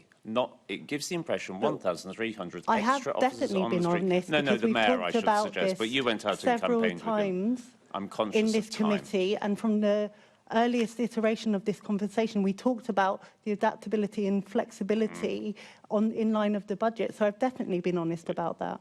I should have said the Mayor himself should have been honest. I apologise. No further. Thank you. Assembly Member Wilson. Thank you, Chair. We've obviously had quite a lively discussion just there about neighbourhood policing numbers, boots on the ground, and where they operate from, issues around front counters, all those issues which I think will continue to be raised at many occasions going forwards because they're all hugely significant. But also, I think really important about effective neighbourhood policing is how the community is able to engage with and hear from and get alerts and know what's going on in their community, and vice versa, how the police can then hear from members of the local community what's going on and be their eyes on the ground, if you like. And so just over a year ago, the online WatchLink platform was closed down. This was something that operated, I think, in 18 of the boroughs, generated somewhere in the region of 14,000 alerts each year, 6 million emails, 12 million push notifications. And we had a debate in this chamber at the plenary meeting at the time. Assembly unanimously asked that decision would not go ahead. Obviously, that was ignored. And all the data had to be forced to be deleted. Huge amount of useful data. And we know that service both solved millions of pounds worth of crime and prevented millions of pounds worth of other crime, particularly thinking about domestic burglaries and so on. So in the year that's happened since then, how is the new platform, Met Engage, performing? How many people have signed up for it? And is that providing anywhere near as useful a service as that which it replaced? I mean, the significant difference between OWL and Met Engage is the duality. So OWL was an alert system, and so I think one of the key significant improvements on Met Engage is that people can send feedback. I think Met Engage has only been running this year, so undoubtedly, as with all new systems, there's been some challenges, but there's also been a lot of positive engagement with it. I know myself going to the new Met for London 2 roadshow, all events that have been happening. It's something that the Met are proactively pushing. It's something that I know that they've been doing, PCSOs have been doing local sign-up drives for, and it's really important that we do get residents and stakeholders engaged with the system so that we can get that feedback and develop it. We want, this is why the Mayor invested in the system, we want there to be local access, and it's a really important thing that we want to take forward. But like all databases, it's predicated on people signing up and us being able to have the insight to improve it where need be. Which is why it's such a tragedy that the existing data had to be deleted. So that's obviously to do with the GDPR rules and the reason we had to move. No, understood, but that doesn't change the fact that it's a tragedy that existing data, which was there and useful, had to be deleted. Conscious of the time, but would it be possible, perhaps, if not right now, but in writing, to have some key metrics on how the new system is performing, how many people are signing up, how many alerts, and the flow of information? Yes, because I think we would like to see that, please. Yeah, absolutely. And just to say that one of the reason, obviously, for moving away from Ireland, at least in part, was one of their major clients pulled out. That obviously did cause some financial issues, and it's not possible or correct for us to step in a place which wasn't doing a London-wide thing, where there was a solution being worked on for the Met, which would do all of that. So there were commercial and other reasons behind this as well. Thank you. So we've now come to the end of our discussion. I'd like to thank our guests for attending today and for their answers to our questions. Can I ask the committee to note the report and the discussion? Noted. Can I ask the committee to note the monthly report from MOPAC? Noted. Can we also delegate authority to me as chair in consultation with party group lead members to agree any output arising from the meeting? And can I ask the committee to note its work programme? And the date of the next meeting of the committee is scheduled to take place on the 3rd of December 2025 in committee rooms 2 and 3 in City Hall, because we can't use the chamber. I have no urgent other business today, so that concludes today's meeting. Thank you.